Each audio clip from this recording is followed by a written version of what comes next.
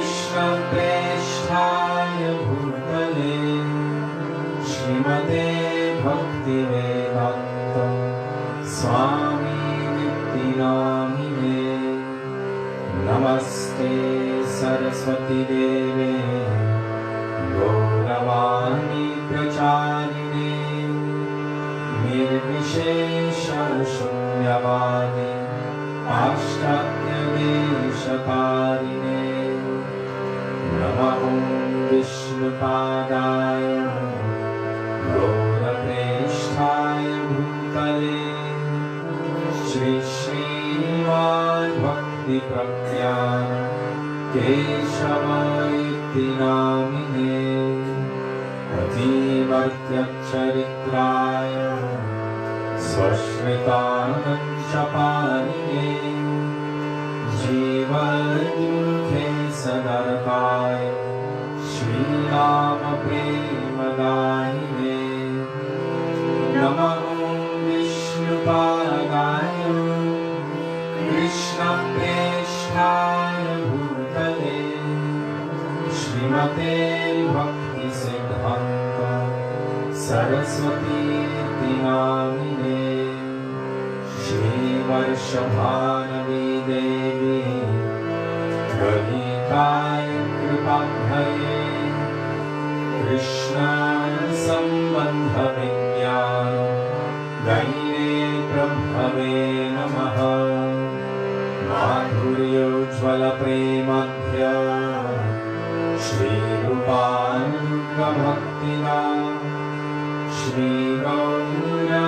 श्रीगौरकरुणाशक्ति विग्रहाय नमोऽस्तुते नमस्ते गौरवाणी श्रीमूर्तये दीनपालिने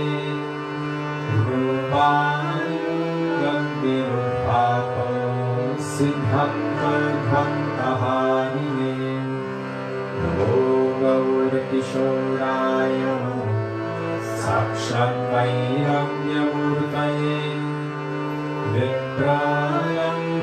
विप्रलम्भरसम्बोधे पदं पूजायते नमः नमो भक्तिविनोदाय सच्चिदानन्दनामिने गौरशक्तिस्वरूपाय रूपानुगवरायते गौराविर्भावभूमेस्त्वं निर्देष्टा सजनप्रिया वैष्णव सर्वभौमश्री जगन्नाथायते नमः वंशाकल्पतरुभ्यश्च कृपासिन्धुभ्य एव च पतितानां पावनेभ्यो वैष्णवेभ्यो नमो नमः नमो महावदन्याय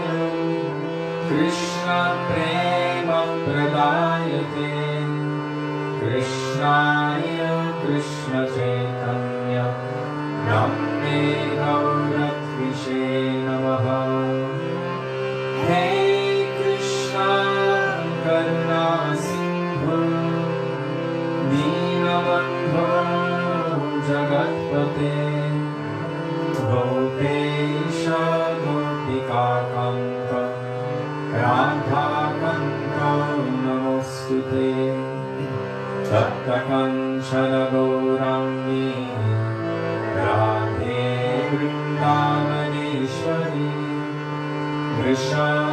वृषभानुसुते देवी प्रणमामि हरिप्रिये जयतां सुरतो पङ्गो मम मन्दमते गति मत्सर्वस्मत्पदम्बोज राधामदनमोहनो दिव्यं वृन्दारण्यकल्पद्रुमदो श्रीमद्रत्नागारसिंहासनस्थो श्री श्रीराधा श्रीरघुविन्ददेवो प्रेष्ठादिभिः सेव्यमानो स्मरामि श्रीमन्द्रसरसारम्भे वंशिवततस्थितः कर्षन्मे गुस्वनैरोपि गोपीनाथ श्रीस्तु नः वृन्दाय तुलसीदेव्यै प्रियायै केशवस्य च कृष्णा भक्तिप्रदे सत्यवत्यै नमो नमः पञ्चतत्त्वात्मकं कृष्णं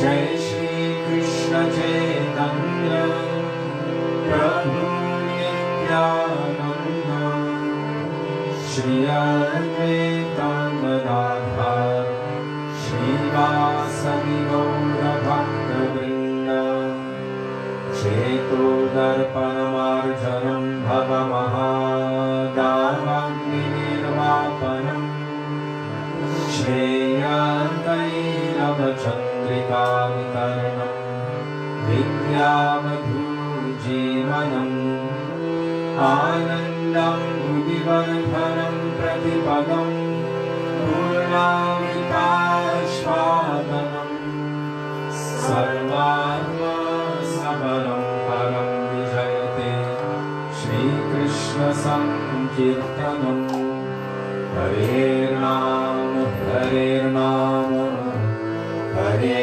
Rameva Kevalam Kalo Nastyeva Nastyeva Nastyeva Gatiranyata Hare Krishna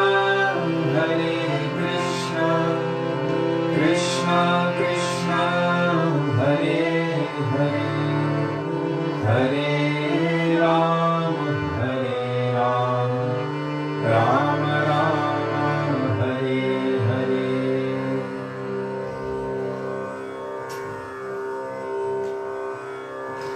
Kripa Bindu Diya. Page 32 starts with Gurudev, Kripa Bindu Diya. And since Jiva Pavana Prabhu is not here today, he will return tomorrow. Lavangalata Didi from China has been taking on the seva of adding all of the bhajans and kirtans that we're singing, so we can all join in wherever we are in the world together in sweet kirtan. So keep searching for the name Lavangalata, and there she will be adding the page numbers and also the from the Gaudiya app, the bhajans and kirtans that we're singing. Gurudev Kripa Bindu Diya. Thank you, Lavangalata Didi. Dandavat Pranam. Dandavat Pranam all Vaishnavas.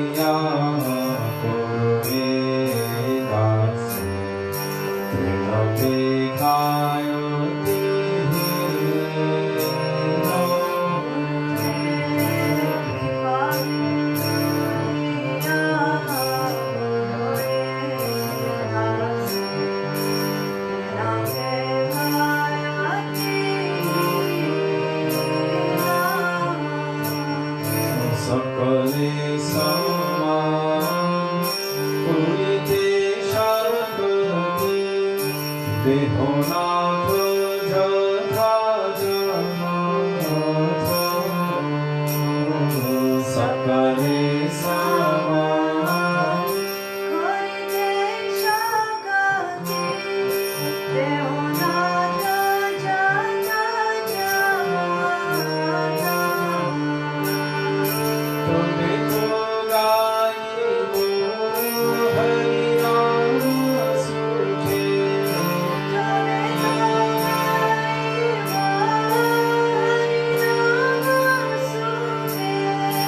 Aparadha Gurudeva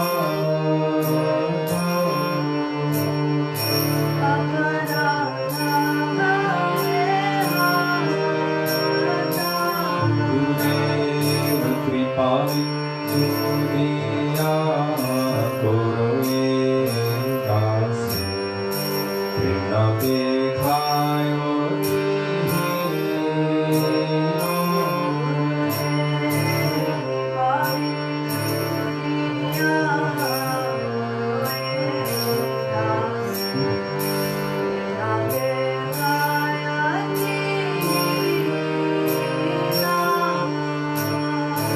Kabedino Kripa Yogiya Ejaro Kritarno Hoi Vedamato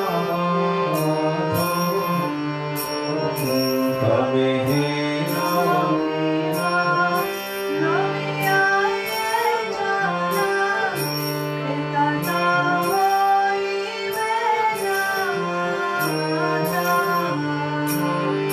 Shakti Buddhi Namiyati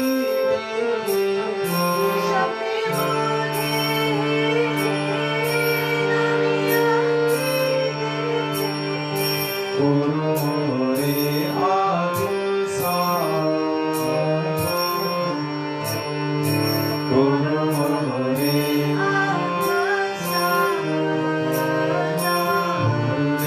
Gurudeva Kripa Vinduniya Koroye Dasi Krishna Dekhayo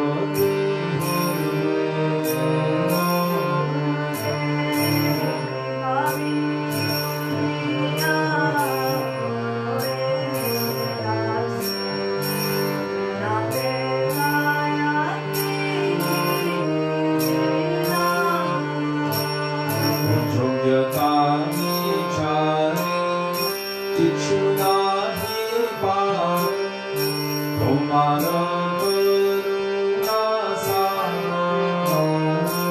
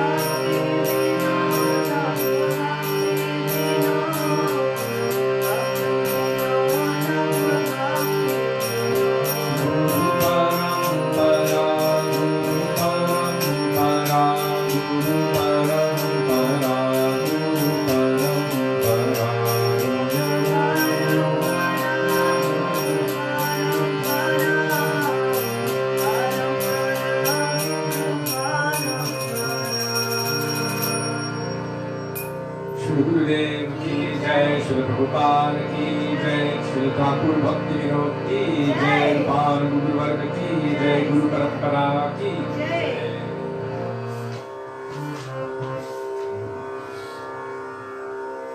Ohe Vaishnava Thakur. Ohe Vaishnava Thakur, page 39, or whatever Lavangalata Didi posts in the comment section of the thread. Ohe Vaishnava Thakur, O-H-E Vaishnava Thakur.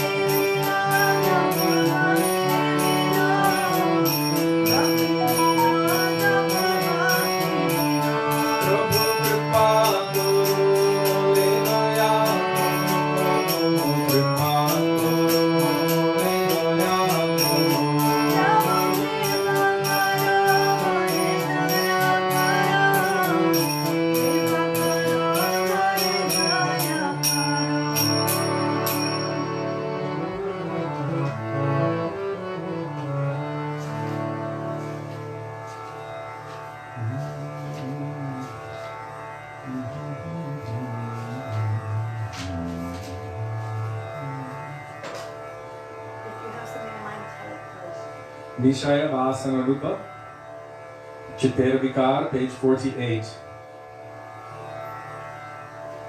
Visaya, Vasana Rupa.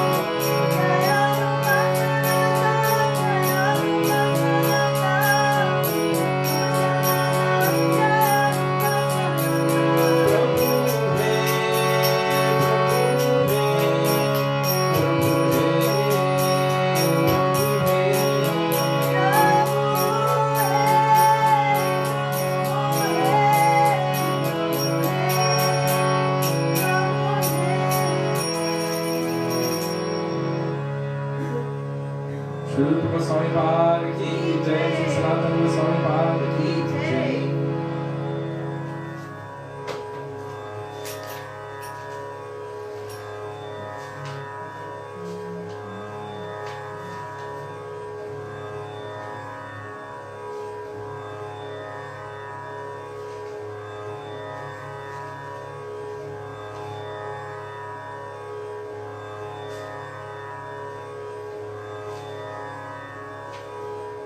Kabe Shri Chaitanya Mori, Kori Bena Doya.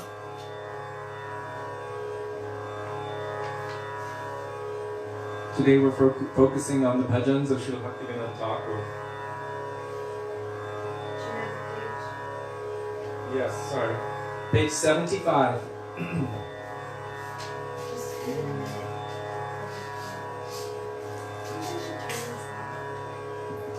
If you leave it off.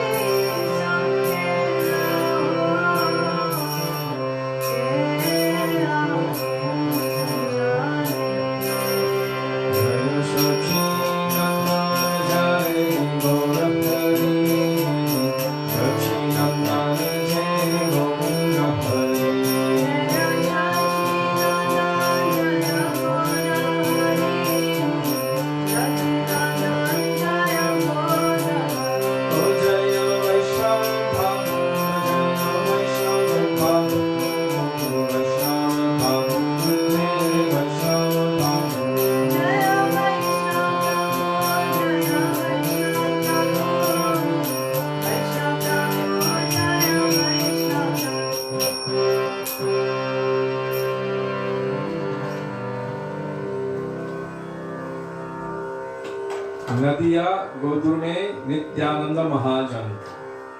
Nadiya. Page 163. That's 163 in our songbook. If you don't have a songbook, Lavangalata Didi, Lavangalata, is posting it in the comment section of the thread. So just scroll to the most recent post and you will find there the bhajan.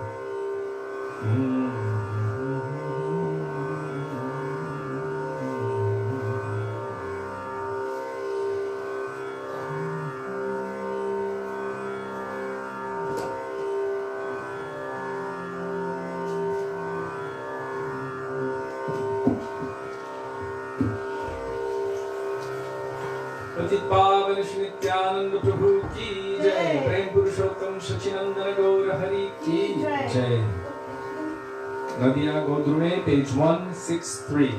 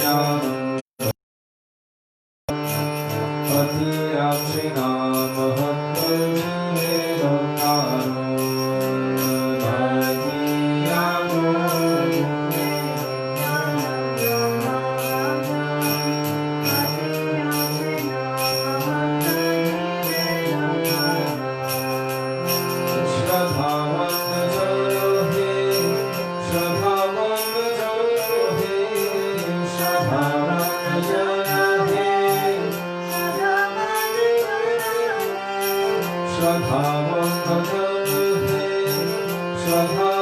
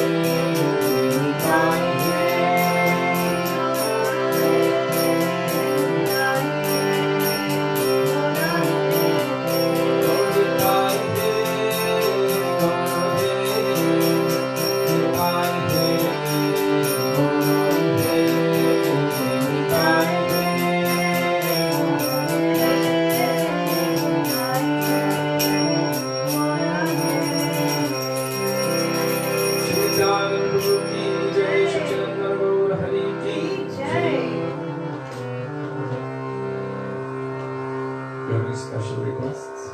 Bandhu Sangha. Because you did Gauranga already. Kind of. You did. It's up to you.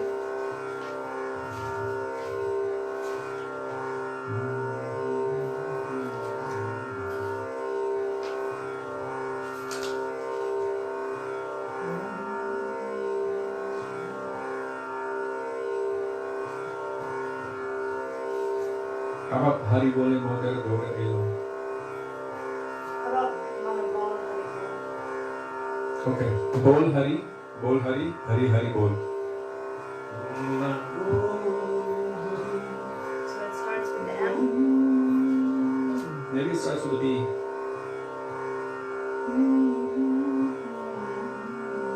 Maybe it's an M. No. That's strange. Oh, there it is. 174. Bol Hari Bol. Srila Bhaktivinoda Thakur.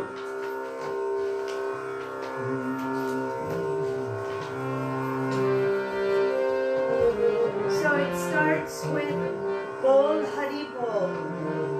And then Manera Anande.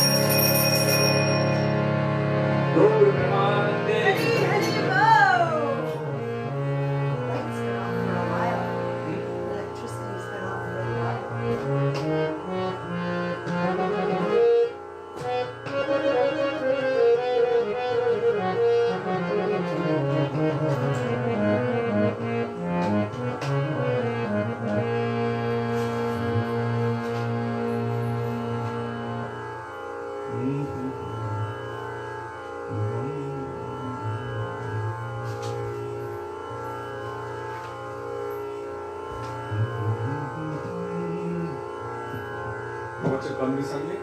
Whatever you want. The time is flying. Bandhu Sangeet? I think maybe something like Radha and Krishna combined very, very well. Okay. Like Jai Radha Madhava is a really good one. That's true. So, believe it or not, whether you know it or not, that bhajan which is so popular that Srila Prabhupada sang every morning before giving Bhagavatam class, and that has become popularized all over the world, including India, Jai Radha Madhava Kunja Vihari, is actually a manifestation from the heart and the darshan of Srila Bhaktivinoda Thakur. So Jai Radha Madhava Kunja Vihari, this includes Radha and Krishna in the groves of Vrindavan, and from that we will continue with Hare Krishna Mahamantra. Srila Prabhupada says the bushes of Vrindavan. Yes. Prabhupada said the bushes of Vrindavan. So what page is Jai Radha Madhava Kunja Vihari?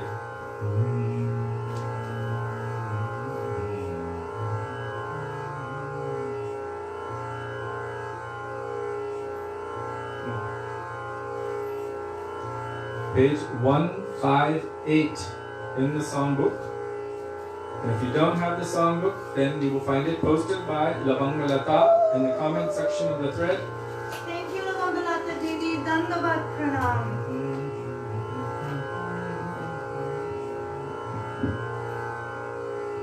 Srila Bhaktivinoda Thakura has made so many bhajans, and unfortunately, at this time, we can only touch on a sample of them, but we have the rest of our lives to go deeply into all of them.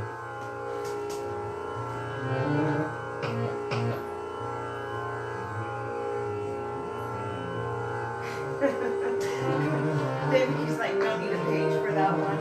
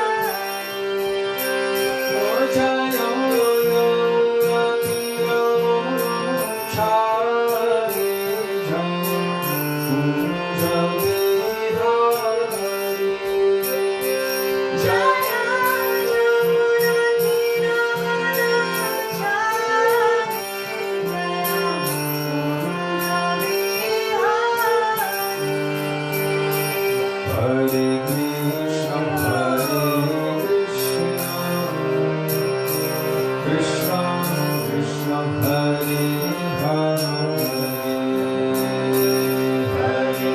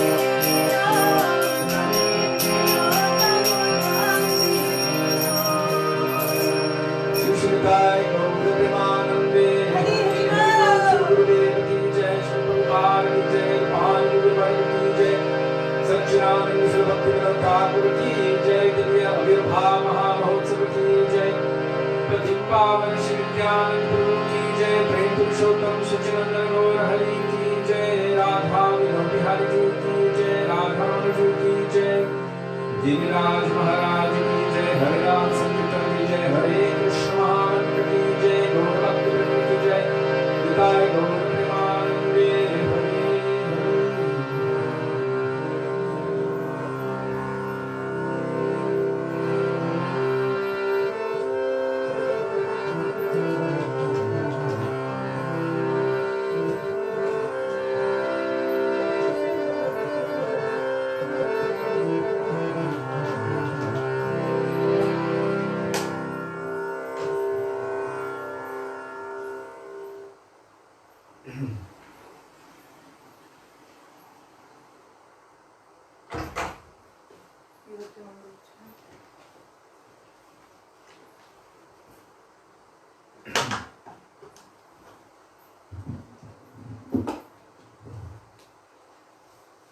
गुरवे गौरचंद्राय राधिकाय तदालये कृष्णाय कृष्णभक्ताय तद्भक्ताय नमो नमः।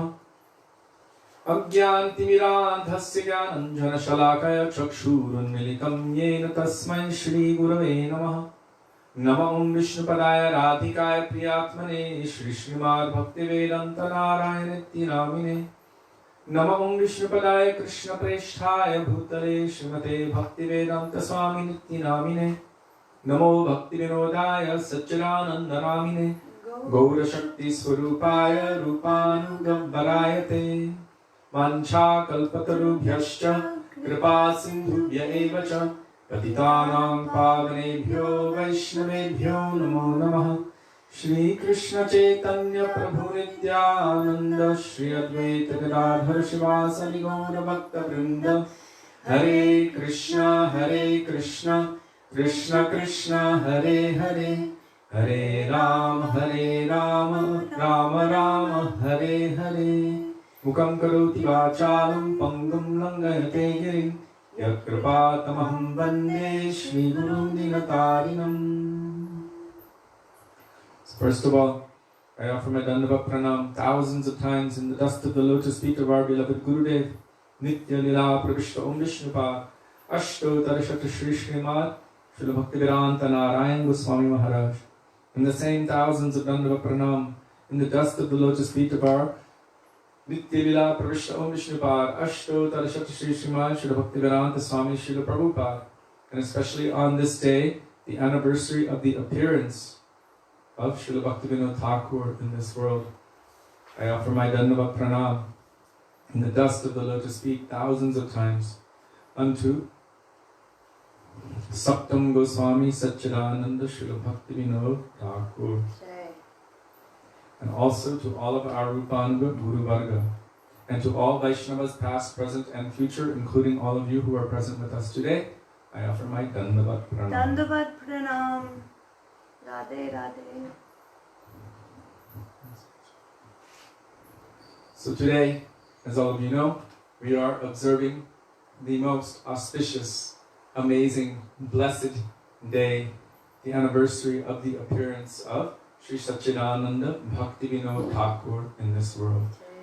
Saptam Goswami Sachidananda Srila Bhaktivinoda Thakur ki jai. So Bhaktivinoda Thakur, he is known by many things and for many things. I just said Saptam Goswami, it means the seventh Goswami. He's also known as Sachidananda, he's known as Gaura Shakti Swarup. His glories are unlimited. Krishna says, and I mentioned it yesterday or the day before, yesterday on Vaman Dwadashi, that from time to time I descend myself in this world. For what purpose? To re-establish the principles of dharma and to remove adharma, to protect the devotees and to remove the demons. But Krishna doesn't only descend as himself, Krishna. He also descends in the form of his pure devotees. And Srila Bhaktisiddhanta Saraswati Thakur Prabhupada established this fact, that the obvious sign of the appearance of the Lord in this world is when all of those persons who are spreading falsity, all of those who are spreading cheating doctrines, all of those who are absorbed in mundane thoughts, and especially those who are spreading information in the name of religion, when they are all silenced, this is the proof of the appearance of the Lord in this world. And so the Lord appeared through the form of a very amazing personality, Srila Bhaktivinoda Thakur, who did just that. So today, on the appearance of Srila Bhaktivinoda Thakur, I would first like to request Sudevi if she could come forward and share with us some of the beautiful teachings of Bhaktivinoda Thakur and his pastimes as given by our Gurudev and Guru Varga.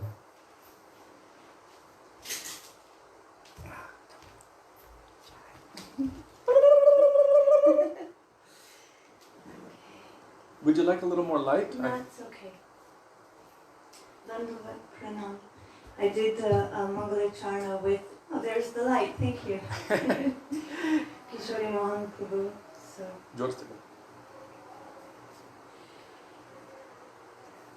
Srila Bhaktivinoda Thakur is so important to each and every one of us. Today I was reading from Srila Bhaktivigyan Bharati Maharaj, and he was saying from dawn till dusk, even till midnight, through all hours of the day, really when we try to go to sing about, to glorify, to understand Radha and Krishna, Chaitanya Mahaprabhu, Vaishnavas, who do we turn to? Srila Bhaktivinoda Thakur. When we wake in the morning, what is the first thing? Viva Barishesha. We sing first Mangala Shri Guru Gora, then Bhaktivinoda Thakur. At lunchtime, after Thakurji is eaten, what do we sing? Yashomati Nandana. And?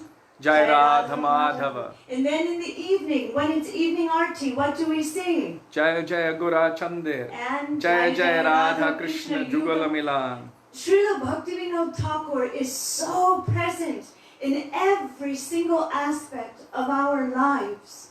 The fact really that we have some real understanding of Sri Chaitanya Mahaprabhu is also his mercy, his grace, and his bestowal of Jiva Doya.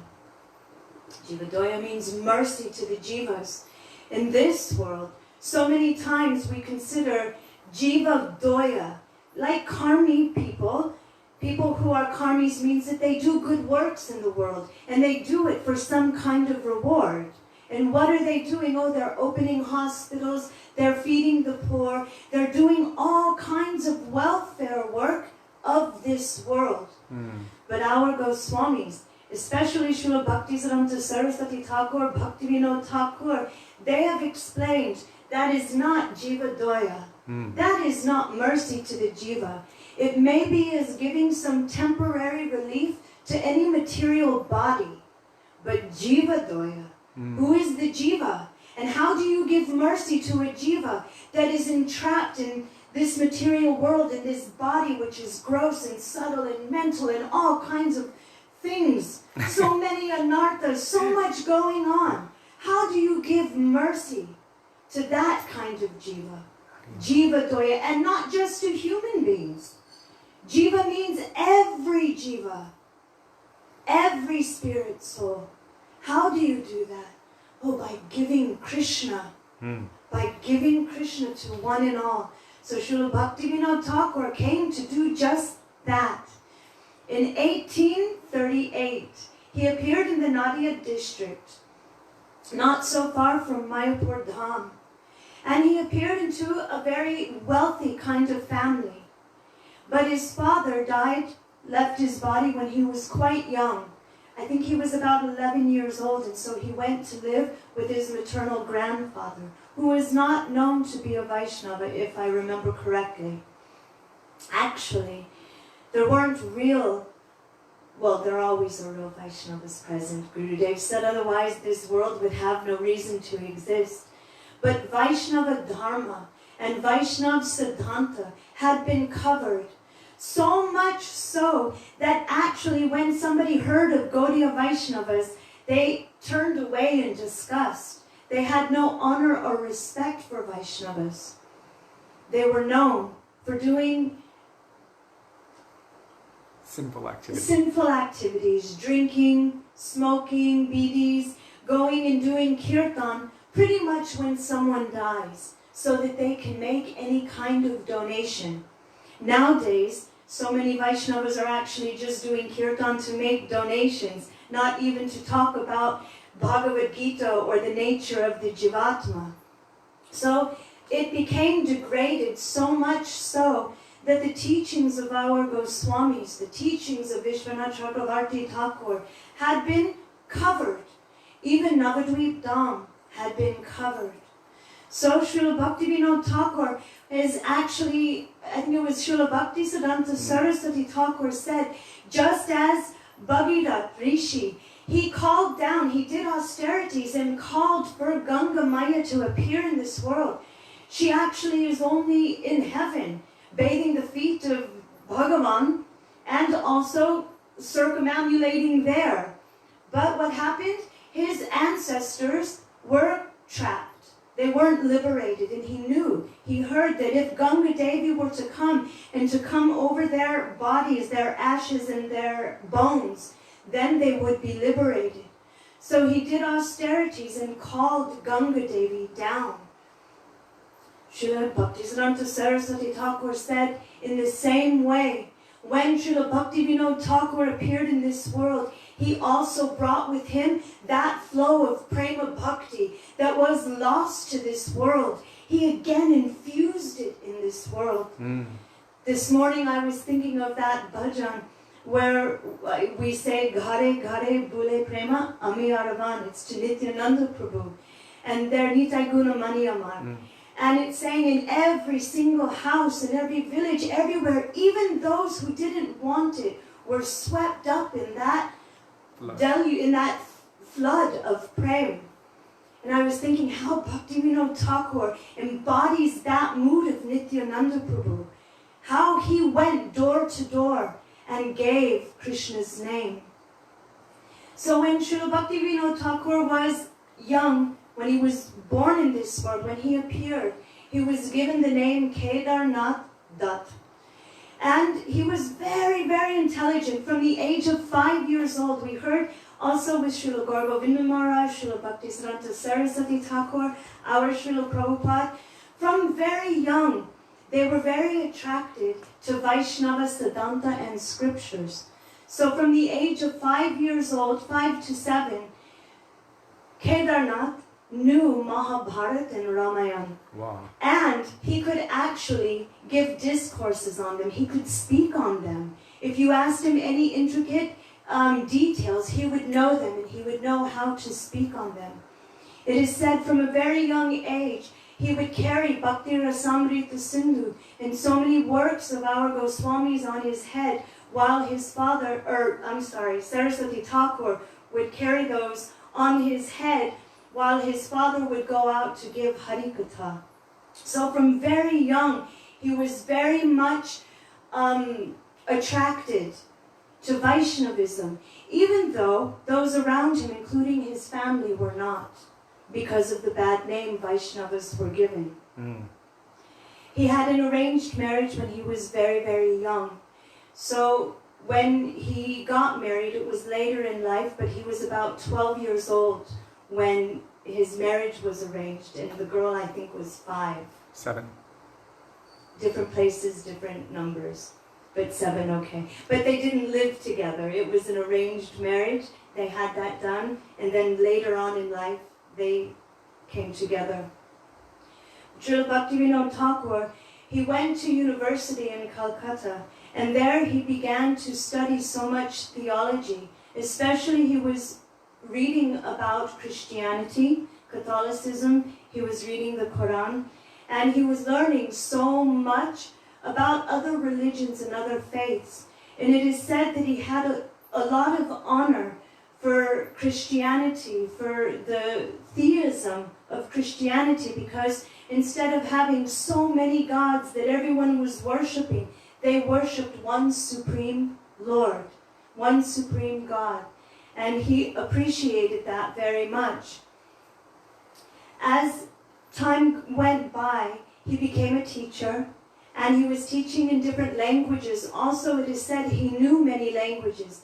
He knew Bengali, he knew Urdu, he knew Sanskrit, Hindi, English, Uriya. He knew many different languages, and so he taught and he wrote in many different languages.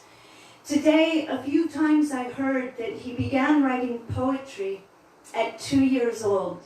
Now, I can say that from our Gurudev, he said he began his writings when he was 12 years old.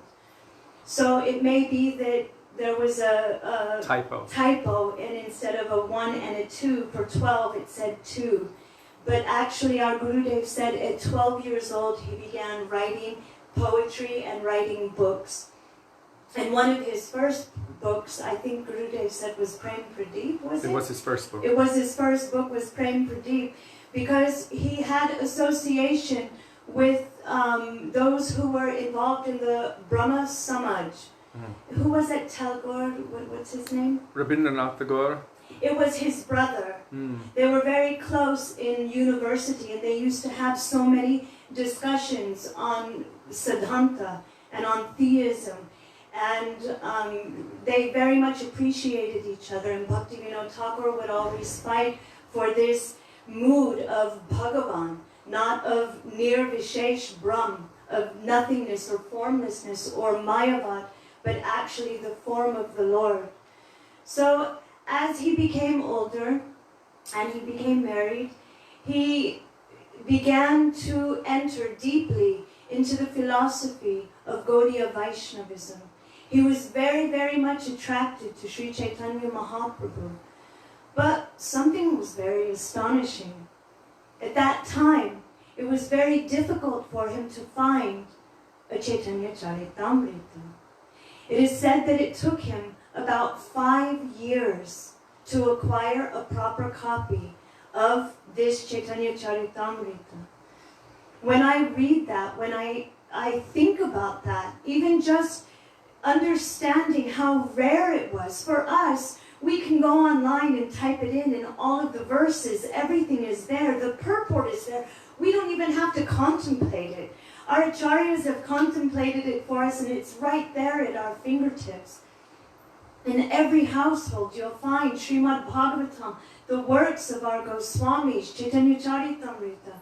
But it took him 5 years to get a copy of this, and to have that, and to start diving deep into that.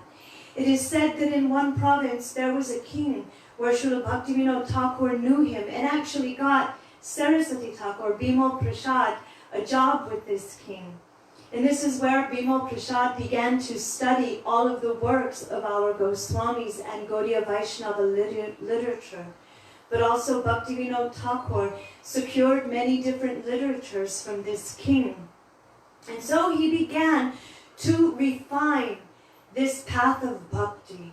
It is said that at the time there were 13 Apasampradayas, and Srila Bhaktivinoda Thakur began to fight them all.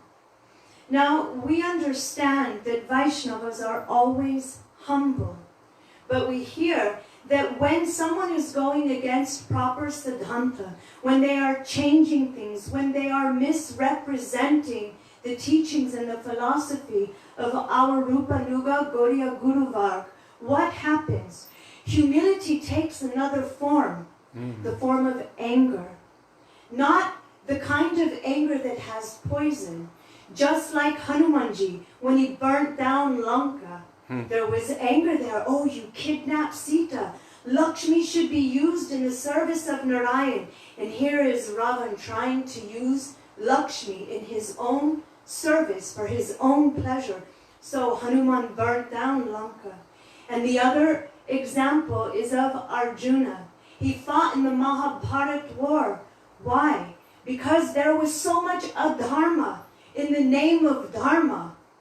Kings were supposed to be dharmic. They were the leaders of society. Even Dronacharya, the great master, was on the opposite side. So Arjuna had to fight. So this anger is used properly, and it is actual humility, because it is in the service of Guru and Vaishnavas and Krishna. So this is the proper use of anger. That anger is used to purify those they are angry at. It's used to purify that misunderstanding and misconceptions. Many times when we have anger, or even when we don't, I notice sometimes when we try to glorify Vaishnavas, sometimes we don't understand how to do that. And we put one Vaishnava over another.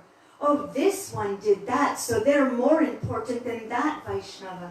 And then we're talking about like Narottam Das Thakur and Srinivas Acharya and Shamananda. And you hear when devotees sometimes speak, they'll put one above the other, because what to speak of understanding how to use anger, we don't even know how to properly glorify. It is said that even Lord Brahma, with his 4 heads and 4 mouths, with unlimited knowledge, can't even touch the glories of Srila Bhaktivinoda Thakur. What to speak of someone like us, like me, sitting down trying to touch his glories is absolutely impossible. So Srila Bhaktivinoda Thakur began to re-establish this Gaudiya Vaishnava philosophy. There were so many in the name of Vaishnavas who were doing so many nefarious activities. We hear so many times about different Vaishnava groups where they're running around with widows and having children with them, and they're pretending that they are renounced persons. Or you'll find that there are different groups that are dressing up like gopis and saying, I am Lalita, I am Vishaka, I am The men this are dressing Saki. up as gopis. Men are dressing up as gopis and saying, I'm a gopi. So Srila Bhaktivinoda Thakur had to come and establish, no, that is not how you have this gopi bhav, by externally trying to manufacture something. So he began to give the Gaudiya Vaishnava Siddhanta in very, very miraculously beautiful ways. Sometimes through poetry, through books, through song. Through song, he even, different Apasampradayas, he would actually write songs in their kind of tribal languages so that they could understand proper Gaudiya Vaishnava Siddhanta. And he would appeal to them through his bhajans and kirtans and teach them. Our Gurudev today, I think, was it our Gurudev or Srila Bhaktivinoda Bharati Maharaj? It was our Gurudev. He said that just this one bhajan, Harinamatua Aneka Swarupa, he said that in that kirtan, even all those beautiful things that are written in Srimad Bhagavatam, he said even those things that aren't there, they are contained within this bhajan, this bhajan of Bhaktivinoda Thakur, Harinamatua Aneka Swarupa. He said what isn't even written is there in that kirtan. And if you sing any verse or any line in there, then it can reveal himself to you. Srila Bhaktivinoda Thakur was giving us Krishna unlimitedly through so many different avenues and through so many different ways. One of them was through his magnificent kirtans. I began by saying how we are dependent on him for even understanding how to pray. When we hear bhajans like Manasa Deho Geho, or even actually we can start with something like Amar Jivana. Amar Jivan Sadapapera. This bhajan is saying, I am so low. There is not one sin that I have not committed. Actually, I'm happy at seeing the distress of others.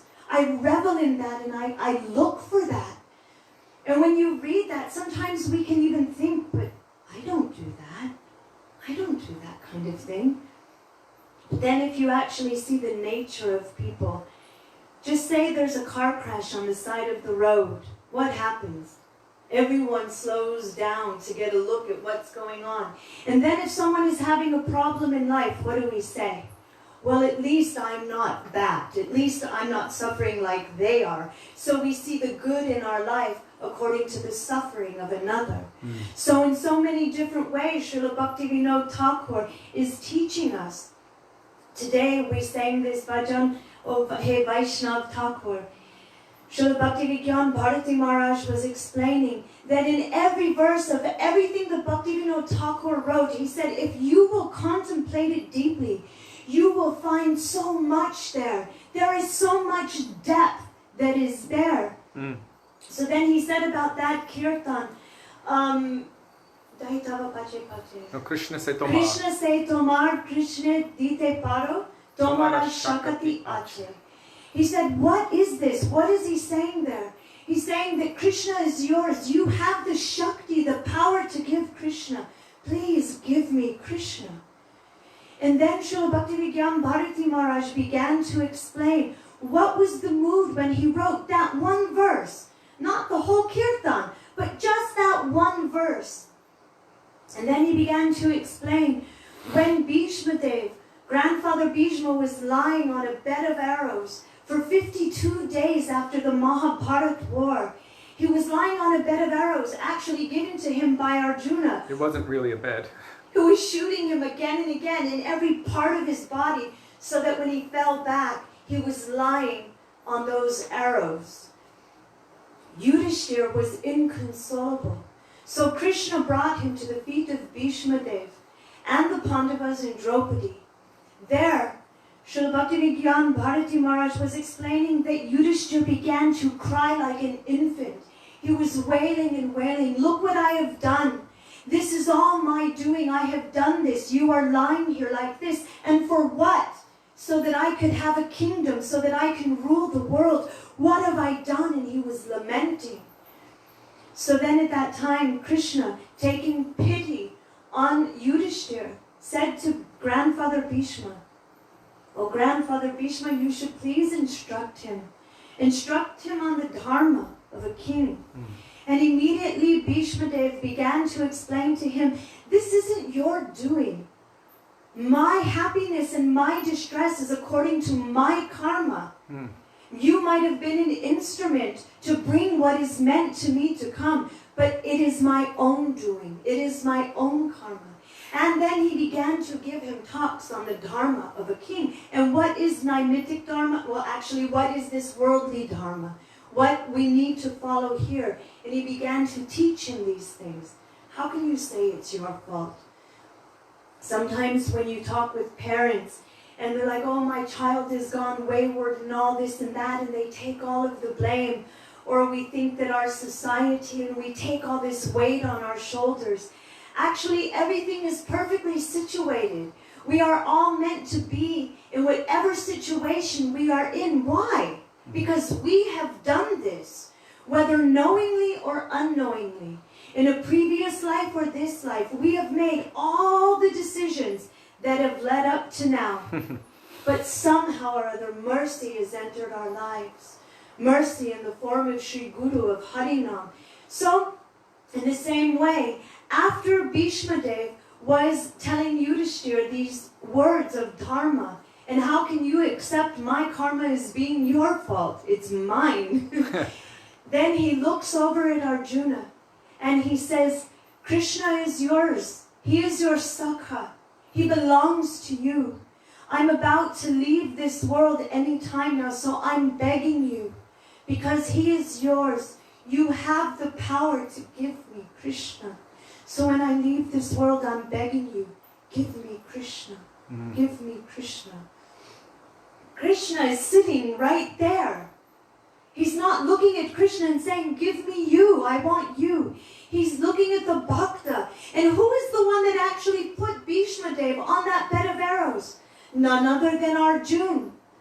But he's looking at Arjuna with love and affection and saying, you possess Krishna. He is yours. Please give me Krishna. Imagine, this is what was going in the heart of Srila Bhaktivinoda Thakur in that one moment. Praying to the dear Bhakta. Not praying to the Lord himself, but the devotee. You have Krishna. Therefore, you have the power to make him mine. We know that Bilva Mangal Thakur is saying, now I've imprisoned you in my heart. You are a thief. Your name is Hari. Because you are a thief, so now I am imprisoning you in my heart, and you will have to suffer there. I won't let you out. In the same way, we can pray to our Gurudev, to our Guruvar, to Bhaktivinoda Thakur through his own words. You have the power to imprison him in my heart. He rests in your heart. He revels playing in your heart because your heart is Vrindavan. But mine is like Kamsa's jail cell, even less and worse and more dark and horrible than that. And yet you have the power to illuminate my heart with Bhakti, Shakti, and you can give Krishna to me. Hey Gurudev, hey Vaishnava Thakur, please give me Krishna. That's not such an easy prayer. Bhishma Dev is showing as he's leaving the world. Not an easy thing to do. So many times when we become sick, what do? Please make me healthy. Don't let me die. I have so much more to do. Whether we say it's for seva, or whether we say it's for our children, or whether we say it's for our animals, or our husband, or our wife, or our society. Srila Gaur Govinda Maharaj said the only reason we fear death is because we think we still have some enjoyment to do here. Otherwise, why would we fear it? If we know that we are eternal jivatmas, and we are meant for the service of Krishna, and everything is perfectly situated. Even how many times our heart will beat is already there. How many breaths we will take, and yet we become sick and we begin to panic. Krishna, save me, I'm sick. Bhishma Dev is showing, no, that is not the prayer. And Srila Bhaktivinoda Thakur is showing us at every time that is not the prayer. When we are in front of the Vaishnavas, when we are calling out to Hari, Guru and Vaishnava, what is the prayer? Even if Krishna is standing in front of us, we turn to the Bhakta and we say, you have this power. And how? Why? Because you love Krishna. Krishna doesn't love Krishna. He doesn't love himself. He doesn't know how. He only knows how to take love and taste love, and how to extract it from every which angle he can take it. He's greedy for that thing. But what does he know about Krishna praying? Nothing. Nothing. So we go to the Bhakta. I want to tell a few pastimes of Srila Bhaktivinoda Thakur, because through these pastimes, he has taught so much. First of all, I've been going for half an hour. Is there anything you're okay? So one time, actually this is a story that is told by Srila Bhakti Rakshak Sridhar Maharaj. He was saying that one time, Srila Bhaktivinoda Thakur and Bhima Prasad, they were going somewhere, and I don't remember what it was for. I think it was for some kind of preaching. But they were going to one village, and it was in the middle of the night, and they would go by foot. They were walking. And as they were going through this forest, it became very dark out and late. And as they were walking through the darkness, they came upon an old mandir in the forest. An old temple. In India, they call it a mandir. Mama mana mandire. So they came upon this temple, and Srila Bhaktivinoda Thakur said we should take shelter here for the night. I actually, if I remember correctly, maybe it was like a very cold night. Srila Bhakti Rakshak Sridhar Maharaj was explaining anyway that they took shelter there. And when they went into this temple, there was a Brahma Rakshasha. That means a ghost that was previously, in his previous life, a Brahmin. So these ghosts, they know all Vedic mantras, they know all kinds, they have all kinds of knowledge, and they're extraordinarily powerful. In the West, we know that there are ghosts and they can get into our bodies and they possess people. But in India especially, they have Brahma Rakshasas, which means that they were Brahmins in their previous lives, and they are suffering due to some kind of misuse of their Brahminical powers.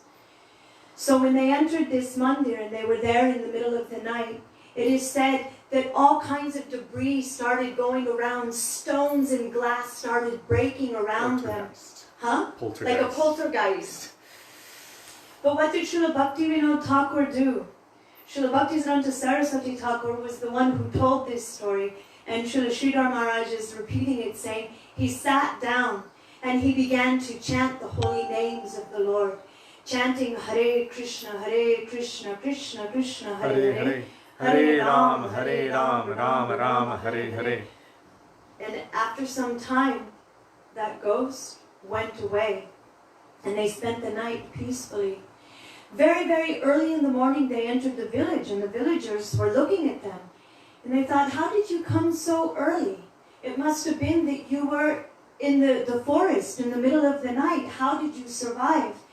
Back then, in the middle of the night in the forest, there were tigers and elephants and boars and snakes and scorpions. So it wasn't an easy place to stay. So they asked him, what did you do? How did you shelter? Srila Bhaktivinoda Thakur said, oh, there was one mandir, one temple not so far from the village, from the town, and we took shelter there. And everyone was astonished. They said, how is it possible? No one can enter that place. There is a Rakshasa, there's a Brahmin ghost there.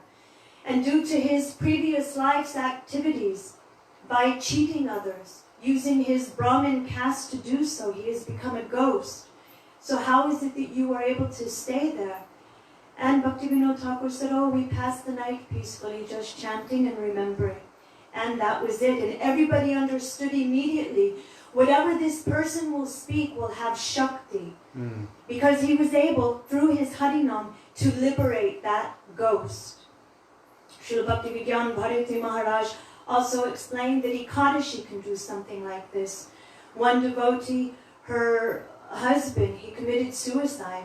And she went to Srila Bharati Maharaj and asked, what can I do for my partner? They killed themselves. And I have heard that it's not a good thing. And Srila Bharati Maharaj said, yes, he has become a ghost. And he is now in the body, a subtle body of a ghost, and he is suffering. And she began to lament, and she asked, I even spoke to her about this. And she asked Srila Bhaktivinoda Bharati Maharaj, what can I do for him? And he said, you should follow Ekadashi perfectly. Once, follow Ekadashi and offer the benefit of that Ekadashi for your partner, for that jiva, and he will be relieved from that ghost body. That's how powerful Ekadashi is, how merciful Ekadashi is, and how powerful the Vaishnavas are. With just a touch of their hand, they can give us all tattva gyan. They can give bhakti, bhav, and prem in a dark heart. We should not ever have any doubt about these things. This is actual bhakti siddhanta. This is the truth of bhakti, and it cannot be changed. If we hear that it is being changed, or we hear that the Vaishnava cannot touch us and give us prem, or that Ekadashi cannot be offered on behalf of someone, or we can't chant the holy names on behalf of someone who has died or is dying, then this is against actual bhakti siddhanta. Gurudev, our Guru Varga, again and again and again have told us that we should pray for those, we should try to give them Krishna, that we should pray to the Lord on their behalf. This is Jiva Doya. It is giving Krishna. So it's a very, very powerful lesson that he taught by liberating this Brahma Rakshasa, by chanting the holy names. Another time he entered a village, and in this village there was a ghost, another Brahma Rakshasa, that was inhabiting a tree. And anybody who would go to this tree, it is said that this ghost had power over the town judge. And if you had to go to court, or you had any kind of court case, that if you went to this tree, offered oblations to it, and worshipped it, that the judge would always rule in your favor. And so people had faith there, and they would go there and worship this tree. And Bhaktivinoda Thakur went to that village, and immediately he employed, there was one woman, one Vaishnavi, who was very famous throughout the village, and her father was a Pandit. So he told that Pandit, because she was famous, everybody knew that the father was also very famous. So he asked this Pandit, you go, and for I think it was maybe 15 to 30 days, I'm not sure of the exact amount, but he said you should read Srimad Bhagavatam at the base of that tree continuously. And so he did. And after that period of time that Srila Bhaktivinoda Thakur told him to do it, that tree literally fell and died. And so everybody in the village began to have faith in Srimad Bhagavatam.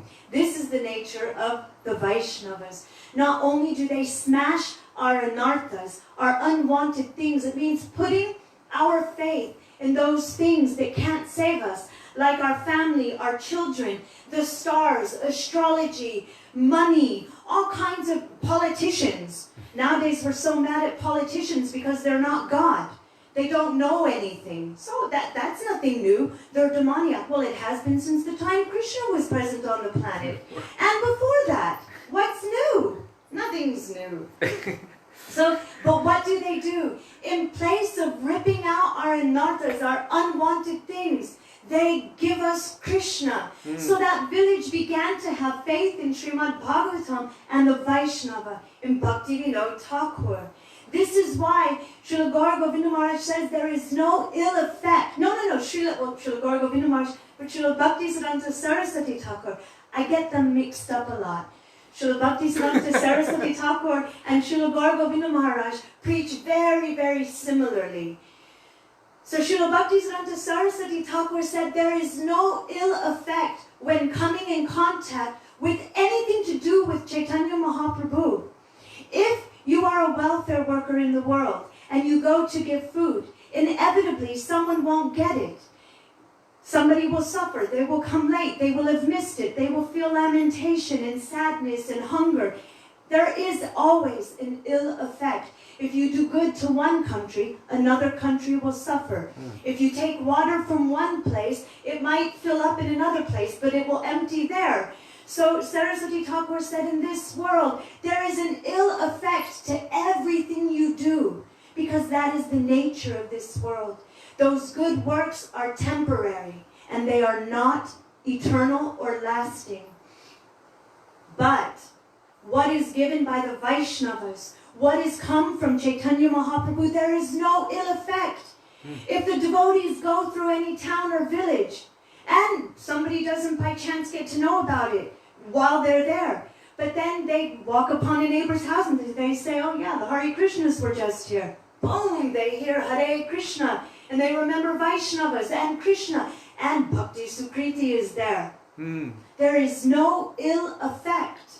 How powerful, how glorious, how magnanimous is Chaitanya Mahaprabhu and his devotees.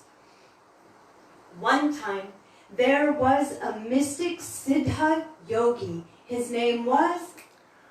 Oh God, Bishakishen. Bishakishen. Sometimes Bibiksen. Bibiksen, Bishakishen. Anyway, he was a powerful mystic yogi. The one with the Sanskrit diacritic said Bishakishen. Let's just call him the powerful yogi. Yeah. The powerful Siddha yogi. Siddha yogi. And this yogi, this perfected yogi, meaning that he had all kinds of mystic power and potency. Not spiritual necessarily, but mystic. Like we hear that you can walk on water. If you have these mystic cities, you can make yourself very, very small or very, very large. You can fly. You can do so many different things. We know even Lord Jesus Christ had these cities. He walked on water. He did so many miracles to increase faith in others, to bring them to God, to belief in God. But this personality was very, very dubious and devious. He began to say, I am God. He said, I am Krishna. And not only that, I have two servants, and who are they? Brahma and Shiva. And they are serving me. And what would he do? He had very, very long dreadlocks. And when he would swing them like this, it is said that fire would come from his dreadlocks. Gurudev said they would go straight out and fire would come. Sometimes he had a big fire in front of him and he would lean into the fire and not become burnt. He could cure people of things like leprosy, cancer, tuberculosis, all kinds of incurable diseases. So people had so much faith in him, not just the regular people. Even some of the kings were giving him funds and were having faith in him. But at some point, he got a little too much into his role of trying to pretend he was Krishna, and he announced that he was going to do Rasalila.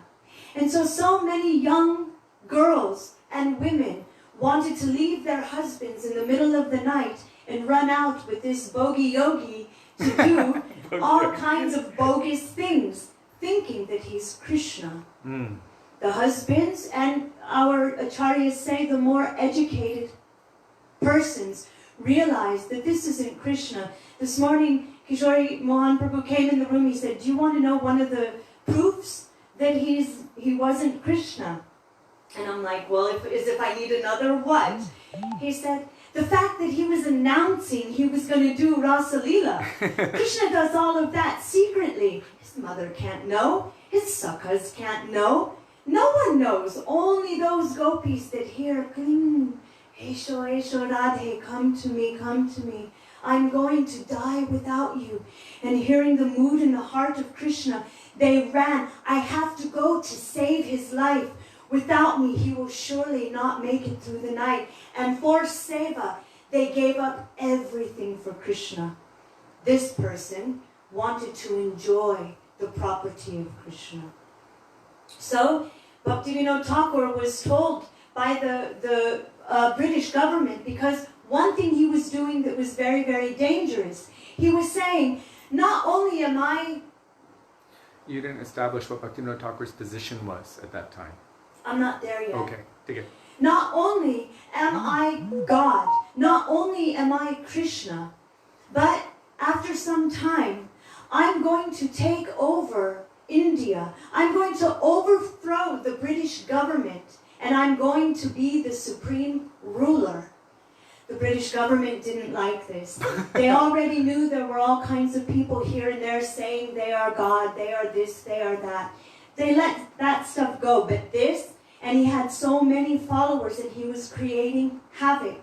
So they gave this duty to Srila Bhaktivinoda Thakur. They said, "Only you can actually deal with this. We don't know what to do." He's a very powerful personality.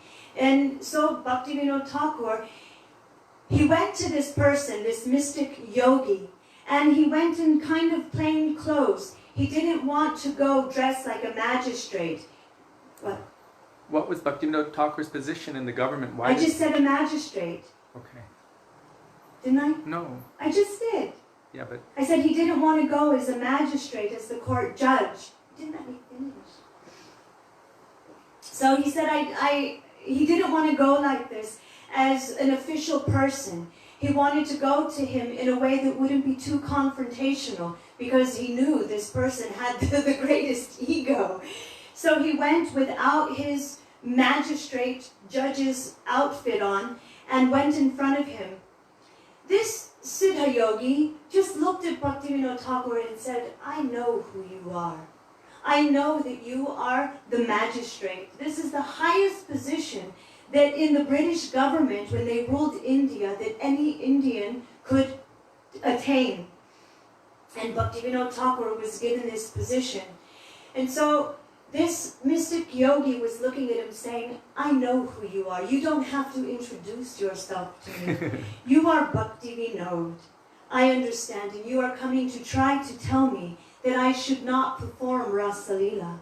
But I should let you know that I am Krishna himself. And I'm going to perform Rasalila. And I will be the emperor of India. I will even make you a king." One acharya said that he's told Bhaktivinoda Thakur, "I will make you a king. Just sit back and accept." Our Gurudev said that Bhaktivinoda Thakur gave him 7 days. "I'll give you 7 days to change your ways and your attitude, and to retract your statements that you are Krishna and going to perform Rasalila. If after 7 days you do not desist, then I will arrest you."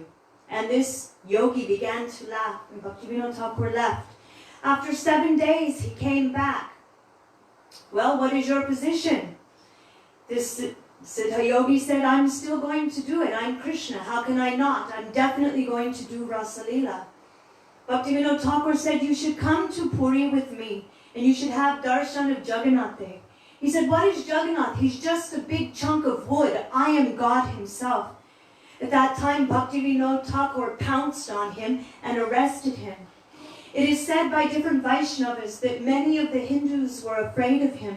So Bhaktivinoda Thakur went there with many Muslim officers because they didn't have the same kind of fear or faith in him. So Srila Bhaktivinoda Thakur took him and brought him to jail. And Bhaktivinoda Thakur was trying to talk some sense into him, to try to get him to reform himself, but he wouldn't. So after so many days, Srila Bhaktivinoda Thakur, they had a court case. I think it was 18 days. And he had taken like a vrat that I won't eat or drink anything. And there were thousands and thousands of people, even sadhus, supposedly, meaning kind of people who don't know better, but they're renounced. And they were coming out and they were protesting, let him go. Let him go. He is an incarnation of God. So at one point, Srila Bhaktivinoda Thakur, the night before he was to give his final verdict, Bhaktivinoda Thakur became very, very sick, and so did his daughter. They almost died. Bhagavati Devi, the wife of Bhaktivinoda Thakur, went to him and said, look at what is happening. Look at what happened to our daughter. And now look at what's happening to you. Bhaktivinoda Thakur laughed and said, oh, it's just some temporary mystic power.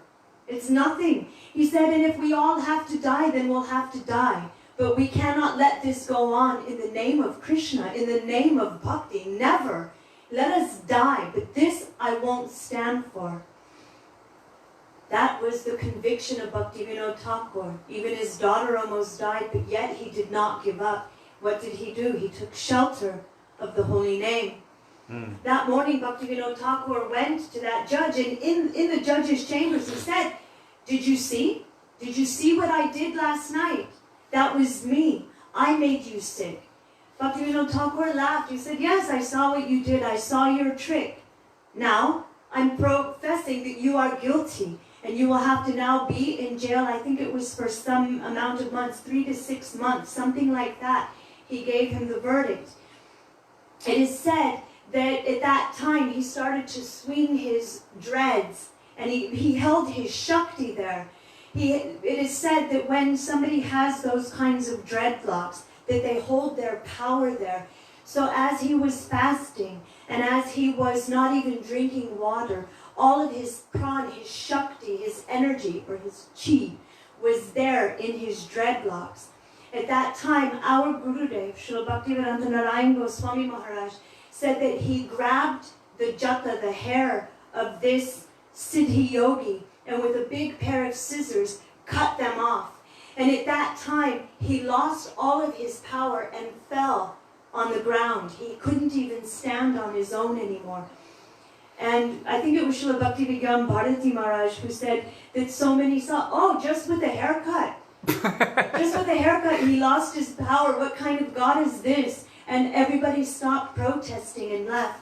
Our Gurudev said that he took poison and he killed himself and he left. Some acharyas say that due to fasting and due to his dreads being cut, after some time he died. He left his body. This is a very, very important thing for us, because we know that in spiritual life, one of the very first obstacles that we are taught to be aware of, and Krishna shows in his own Leela, what is false guru. Those persons who are coming in front of us, because actually Guru is next to God. Guru is not God. He is not that Vishai Bhagavan, that enjoyer Bhagavan, but he is Ashray Bhagavan. It means he is the supreme personality of service to Krishna. This is who Sri Guru is. So if you are going to say that anyone is next to God or of that godly character, it is Guru. But this personality was saying they are God. And Bhaktivinoda Thakur is saying it's not a cheap thing. Our Srila Prabhupada used to say, if somebody is claiming they are God, ask them for some proofs. Show me your universal form. Show me that thing that even Arjuna forgot his Sakya Bhav to you. And he began to pray to you, please take this away. I don't want to see this form anymore. all of the warriors entering his mouth, his death. He saw everything. And he prayed, I don't want to see this. Oh, you're God. Let me see you lift Govardhan. Let me see you expand yourself into 16,108 persons. And simultaneously not doing the same thing. Interacting in all different ways and including with all of your bhaktas, your devotees, your queens, your children. Show me some proof.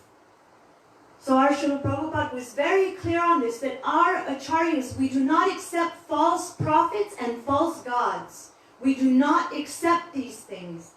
Srila Bhaktivinoda Thakur made that very, very clear in establishing that these 13 Upasampradayas should be wiped out through Bhakti Siddhanta, literally, and through Shastra, and also by not allowing these things to go on in his own time and presence, showing us how we should be uncompromising when these characters are showing themselves to us. If someone is taking the role of guru, it's like taking the role of servitor God. That means that they should be sent toward Krishna, toward Krishna's service. Srila Bhaktisiddhanta Saraswati Thakur famously said, if I saw that my Gurudev, say it. If I saw that that person I was aspiring for to be my guru was absorbed in Krishna for 23 hours, 59 minutes, and 59 seconds of the day, but for one moment was not absorbed in Krishna, I could never willingly submit to such a person. This is the kind of guru that our acharyas want us to aspire for. They don't want us to accept anything less. Why? Because then it is violence to the jiva. It's jiva himsa. We must see our Gurudev like that. And Srila Bhaktisiddhanta Saraswati Thakur very nicely pads that for us in case we have accepted a cheater instead of a teacher. Srila Gaur Govinda Maharaj says. What did he say? We must see our Gurudev as that topmost servitor of Krishna.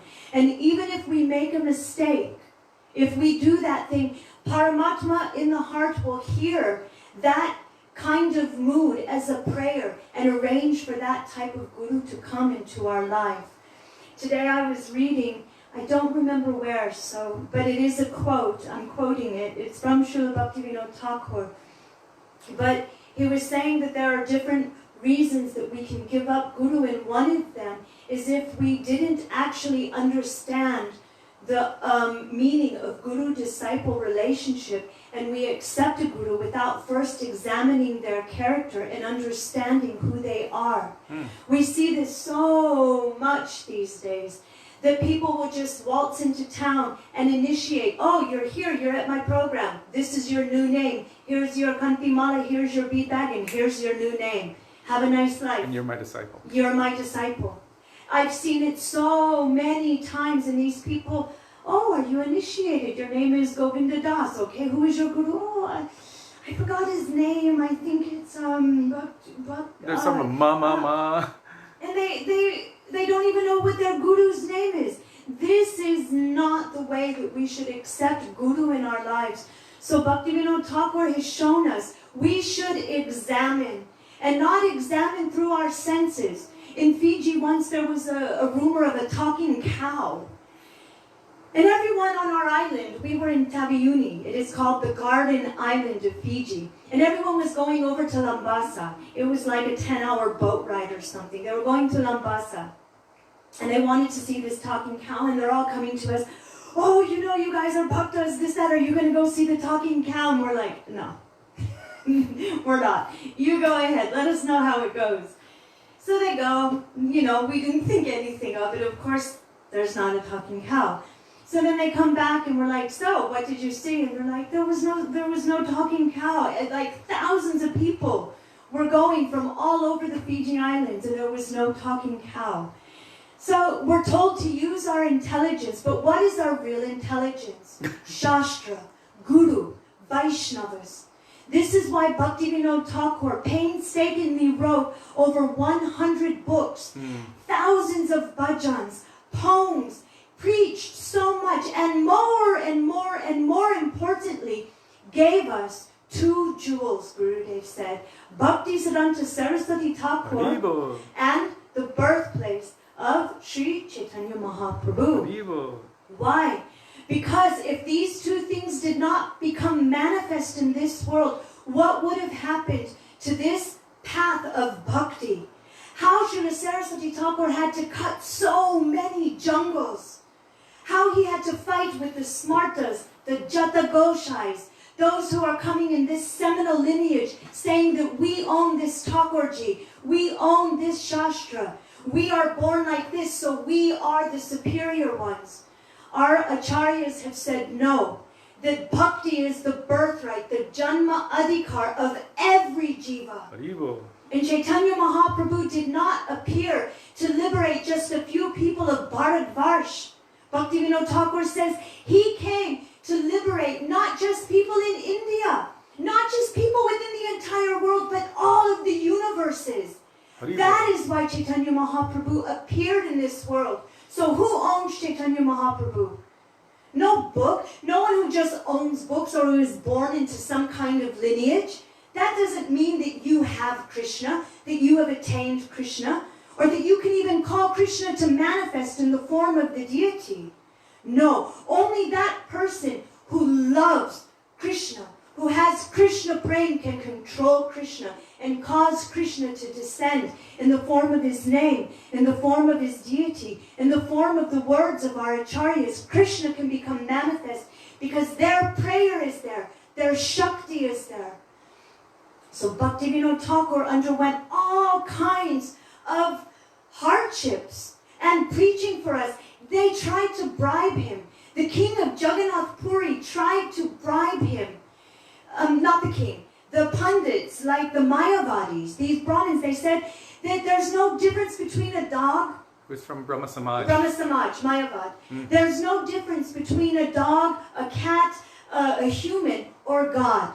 So take chakra, the chakra off the Jagannath Mandir and put a dog and we will give you 300,000 rupees.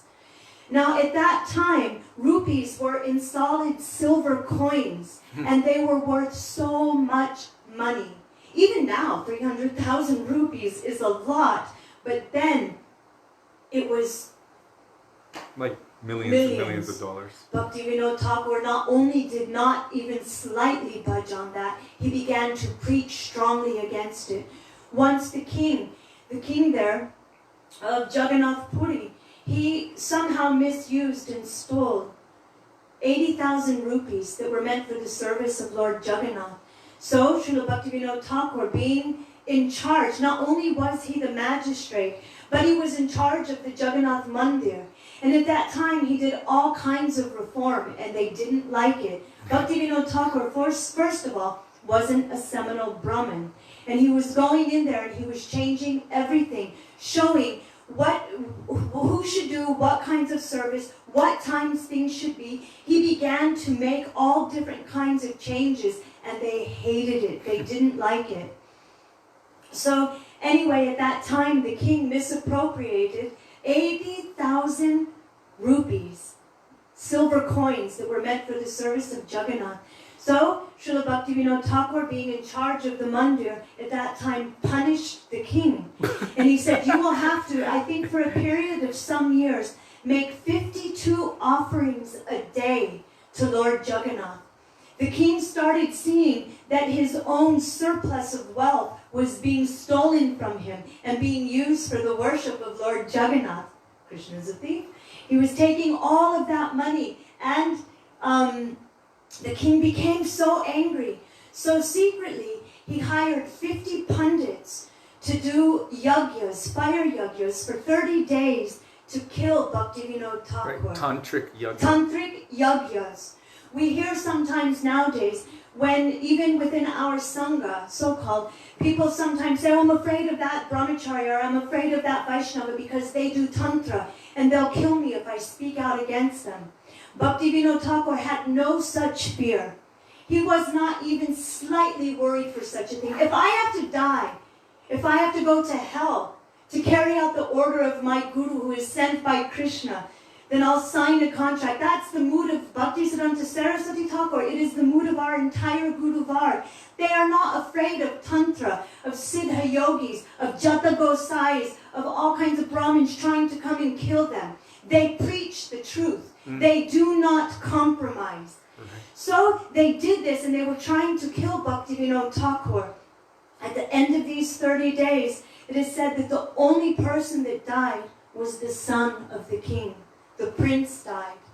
So it is also showing that that person who is taking shelter of Krishna, who is preaching the truth uncompromisingly, and who is taking their complete sustenance and maintenance. What is it? Manasa Dehoga, everything is yours. My family, the riches, everything around you, it is all yours, and I am just a servant in your house. Sarvasvatomar, I am like your dog, and you are my master. Kindly keep me next to you. Bhaktivinoda Thakur is praying in all of these ways. How can any tantra, how can any kind of person actually do him harm?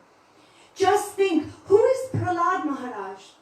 Prahlad Maharaj is the embodiment of Nishta.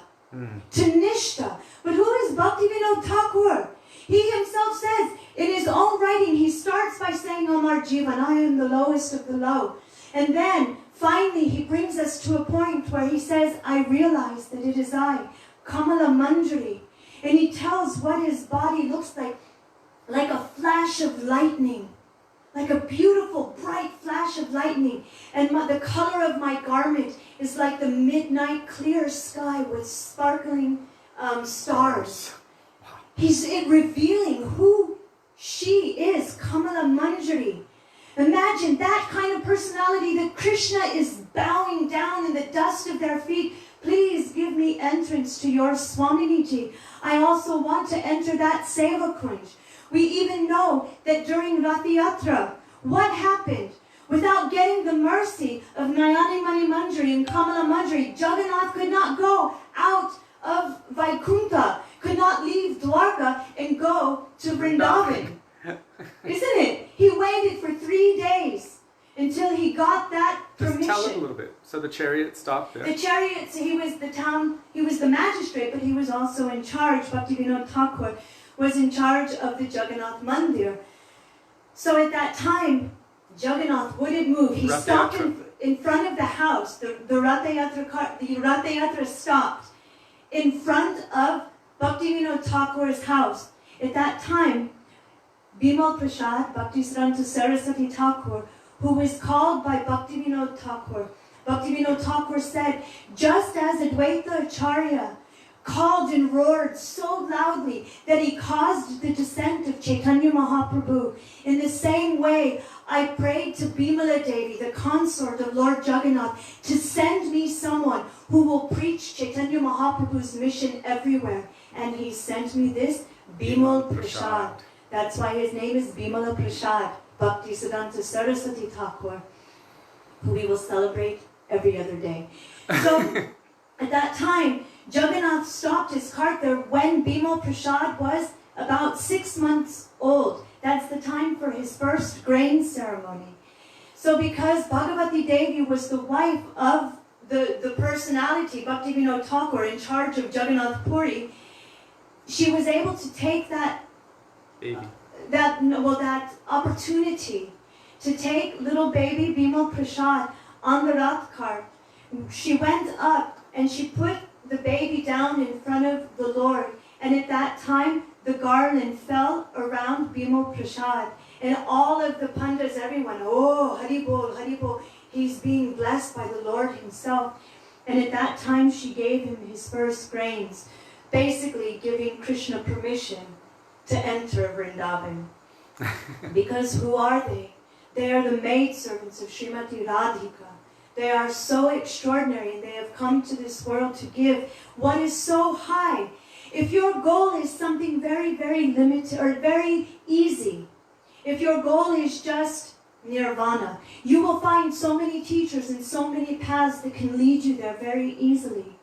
If your goal is Vaikuntha, then it will be a little bit harder, but yet it won't be so difficult. If your goal is Ram, it's more difficult, it's more personal.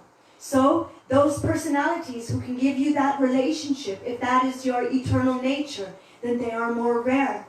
And then if your goal is Braja Prem, where the Lord puts down His majesty and Himself becomes overwhelmed by love and affection and completely bewildered, where He forgets who He even is, and He's begging at the feet of 12-and-a-half-year-old little girls, please allow me into this Seva Kunja, please allow me into this Radha Kund, please allow me some Seva to your Swamini.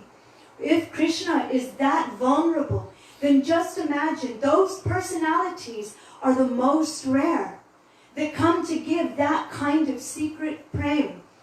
And those jivas who aspire for that are also extraordinarily rare.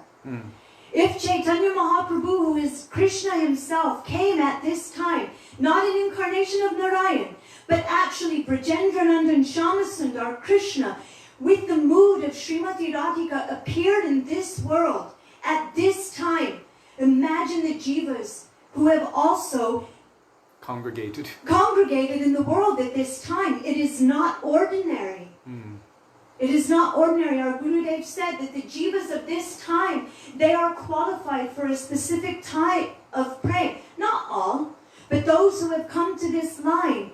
And it is a very extraordinary thing, but how many are really, truly trying to go for that, what they have come to give? How many understand what greed is and why we want that thing? If we don't, then we can take shelter of the writings of Bhaktivinoda Thakur. There's Bhajan Rahasya, there's Bhakti Tapavivek, Jaiva Dharma.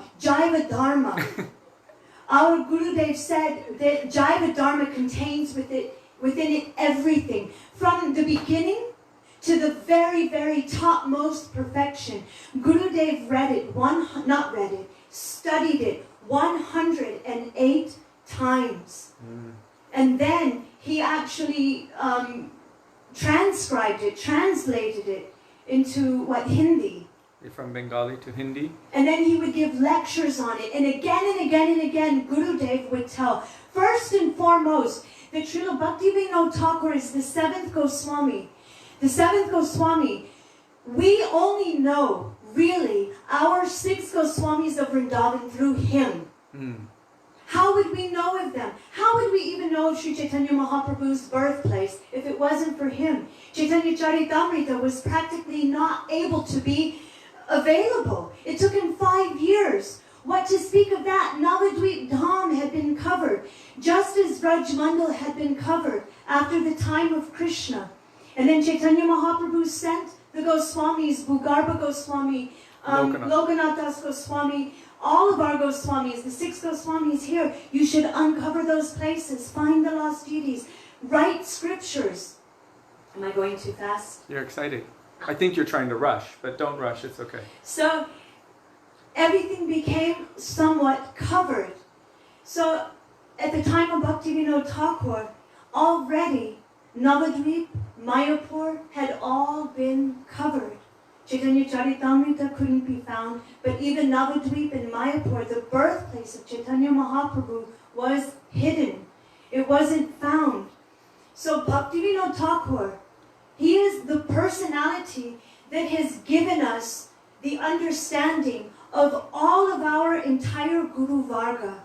But not only that, he re-established where is Navadvip, where is Mayapur, what happened where. He gave us Navadvip Mahatmya.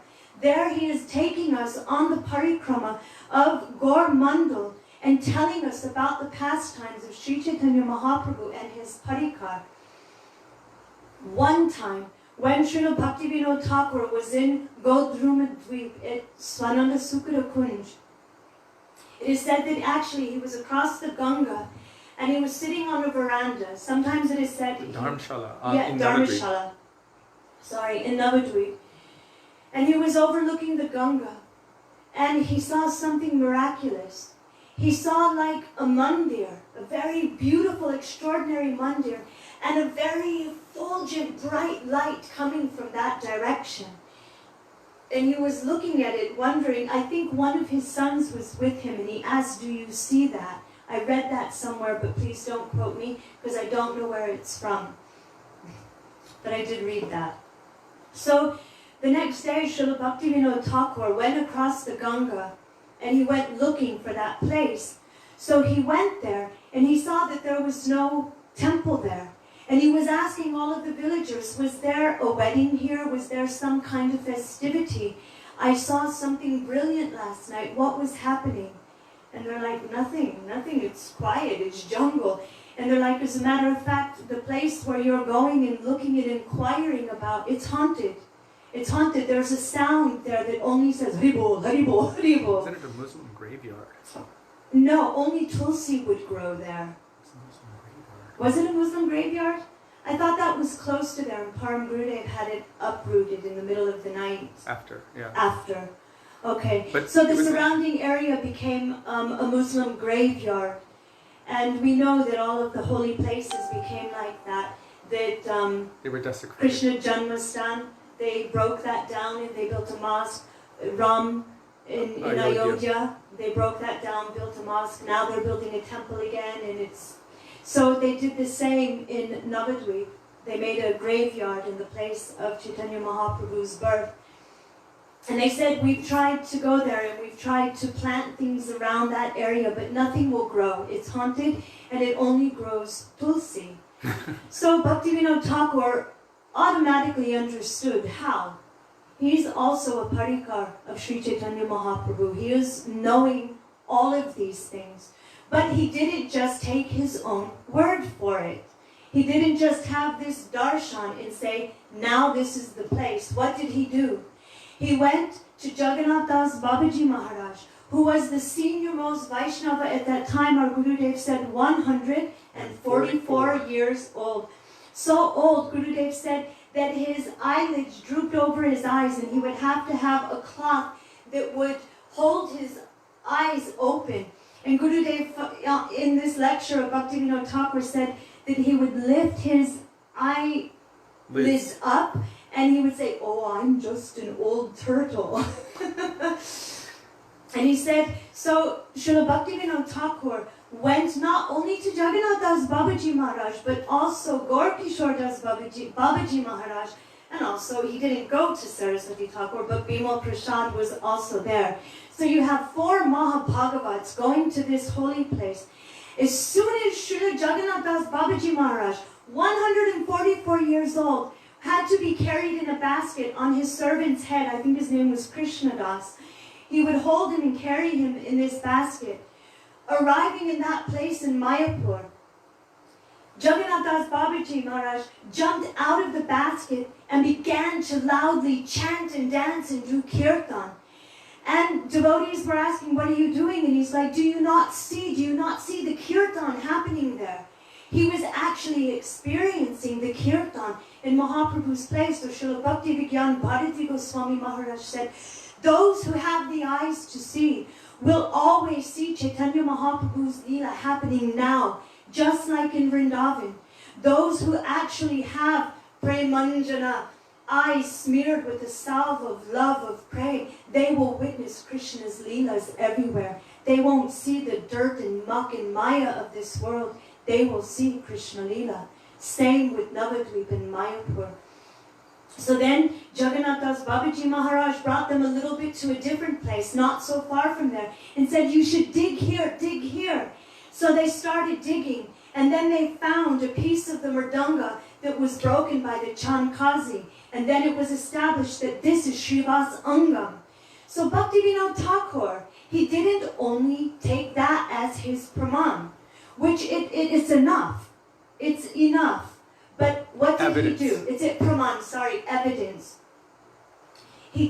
That was enough praman, it means enough evidence that all of these Mahabhagavats were saying, yes, this is it. This is Srivasangam, this is Nishringapali, this is...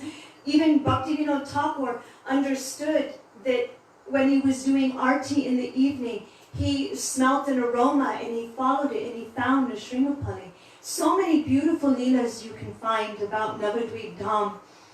So anyway, Bhaktivinoda Thakur, it is said he took a period of almost 10 years of studying, of searching, of going to so many different libraries, of trying to find, especially from Narahari Shakar, he was finding all of his old and hidden libraries, where different people had them, what the elders knew, what rumors had gone on. Then he would find the maps of Mayapur and Navadvip, and he would take the writings of Chaitanya Charitamrita and Chaitanya Bhagavat, and all together, along with the sanction of Mahabhagavats, also Vangshidas Babaji Maharaj, many of them. Then he established where is Mayapur, where is the Yoga Pit, and where is the birthplace of Chaitanya Mahaprabhu. And in the same way, he uncovered all of Mayapur, Navadvip, the holy Dham. One more thing, when they began to dig in that place. Say it. No. Tell it. As they were digging in that place where it was discovered that this was the appearance place of Chaitanya Mahaprabhu, or the house of Jagannath Mishra, as they were digging down to establish a temple there, they found one deity of Adhokshaja Krishna. And historically, this was the deity of Jagannath Mishra, whom he worshipped. And so not only was there the maps and the libraries and the words of the Mahabhagavats, but there was also archaeological proof that this was the birthplace of Sri Chaitanya Mahaprabhu. So our Gurudev explained that Srila Bhaktivinoda Thakur gave us 2 jewels. I mean, he gave us unlimited, and we know this. But the 2 main jewels were Srila Bhaktisiddhanta Saraswati Thakur and the birthplace of Sri Chaitanya Mahaprabhu. It is said that he inaugurated the birthplace of Mahaprabhu on Gaur Purnima, and everybody would sort of relate it to the first Gaur Purnim festival that was held by Narottam Das Thakur after the disappearance of Sri Chaitanya Mahaprabhu. So it was a great festival. Srila Bhaktivinoda Thakur taught us something very, very important here. If someone is to say that they have had a particular kind of darshan, Guru darshan, Krishna darshan, Srimati Radhika's darshan, then it has to be substantiated by other Mahabhagavats. This is also told straightforward by Srila Bhaktivinoda Bharati Maharaj. He was asked about a certain book that is called Guru Darshan. And Srila Maharaj actually said that any scripture or any kind of revelation, a transcendental revelation, has to be substantiated and accepted by at least 2 or more Mahabhagavats. So like Sri Chaitanya Charitamrita, all of the books that have come in our lineage, we know that so many great stalwarts accept these Mahabhagavats more than any Mahabhagavat. They actually accepted all of these Shastras. So, and it's thousands. They've accepted them. They are praman, they are evidence. And not only that, there is all sorts of Shastric proof to prove their points. None of them just wrote haphazardly. If you hear about Srila Jiva Goswami, he didn't have any kind of Google search. But yet he was able to do all the Sandarbhas. And then Srila Bhaktivinoda Thakur went deep into them, into the works of our Goswamis, Rupa Goswami, Baladev Vidyabhushan. He went into all of these works, and then he expanded upon them and gave them to us, but they are substantiated by many Mahabhagavats. I'm not saying that we can't accept that somebody can have mercy of Sri Guru, and that they cannot have darshan. But for us to fully and completely accept something as praman, as evidence, as absolute truth, then other Mahabhagavats have to give their understanding, their bhav anubad, their translations, their explanations, and their bhavs, their moods, accordingly to whatever is written. That's what our acharyas do. It's not like they've made up anything new. It's not like it's something out of the blue. They're taking the works of Srimad Bhagavatam, of the Puranas, of all different kinds of obscure smritis and all kinds of different pramans. And they're bringing them together and showing how Brajendrananda and Shama Sundar, Krishna in Vrindavan, is the supreme Ishwar, Parama Krishna, Sachidananda Vigraha. How Srimati Radhika should be established. Why? She is his Hladini Shakti. She is Sarva Lakshmi Mai. She is that personality who is the potency of love and affection for Krishna. So they have delineated all of it and all agree on it. And it has backing, Shastric backing. This is so important for us because we can be thrown off the path into oblivion. Srila Bhakti Pramod Puri Goswami Maharaj says this. If we swerve even slightly from the teachings and instructions of our Guru Varg, of our Gurudev, we will be thrown off the path into oblivion. So we always must ask for and search for Praman. We shouldn't accept any kind of fairy tale. If we haven't heard it through our Guru Varg and it's not found in Shastra, then we must ask questions. Where is it from? Oh, if it's your own personal thing, if it's your own revelation, that's fine, so be it. That can happen. But that doesn't mean that that can be used as evidence for all other Vaishnavas, that we should quote that as evidence for all other Vaishnavas. That thing that has been revealed through our Guru Varga, Parampara, that is our evidence because they always back it with Shastra Praman. It is not a fantasy. And like I said, it is always substantiated by many Mahabhagavats, by many Tattvadarshis, those who know the truth because they see it. And this is not an attack on anything or anyone. It's called Praman. We need to be careful where we put our faith. If we put our faith in the wrong way, it's like drinking from the breast of Putana. And it means that we can kill that delicate creeper of Shraddha that is like a baby. And what will happen? We can lose faith. We will turn against Vaishnavas and think this is not real. Oh, what else? If this is made up, then everything might be made up. And it's all like Santa Claus and everything else. Like a child grows up, they're supposed to believe in God, but Santa Claus, the Easter Bunny, and everything else, and they grow up completely confused. What do I believe? So Srila Bhaktivinoda Bharati Maharaj said that things should be substantiated. We can't just accept everything. Otherwise, anyone can write any sentimental book. They can say anything out of sentimentality. And we can accept that. But then, what is bhakti? How will we have greed for the real thing if we're giving our faith to sentimentality of this world? Or of something that may not be absolute and pure? So we have to be careful and search for Praman. Bhaktivinoda Thakur showed this directly. He even had Mahabhagavats telling him, yes, yes, yes, yes. Still, he knew there would be those. And to this day, there are still those that don't accept Bhaktivinoda Thakur. So we don't accept them. We are in the Bhaktivinoda Dhara. And Bhaktivinoda Thakur has given us everything. He's given us Jeev Tattva, Maya Tattva, Krishna Tattva, Bhakti Tattva, Vivek. He's given us everything, Guru Tattva. In his bhajans, in his kirtans, in his books, he's delineated the path of bhakti for us. There is no need for us to actually have to go, what is right, what isn't. It's there. It's there with Praman. Dasmula Tattva, it's late. Do you want to just, can you speak for a few minutes on that? Okay. So I'm going to let Kishori Mohan Prabhu speak for a few minutes. And at the end, if you could just, can I just say one more thing? Just keep speaking. I'll just be here backing you up. I just wanted to say one more thing, and that is that I keep seeing that people are posting that Bhaktivinoda Thakur was the most exemplary householder.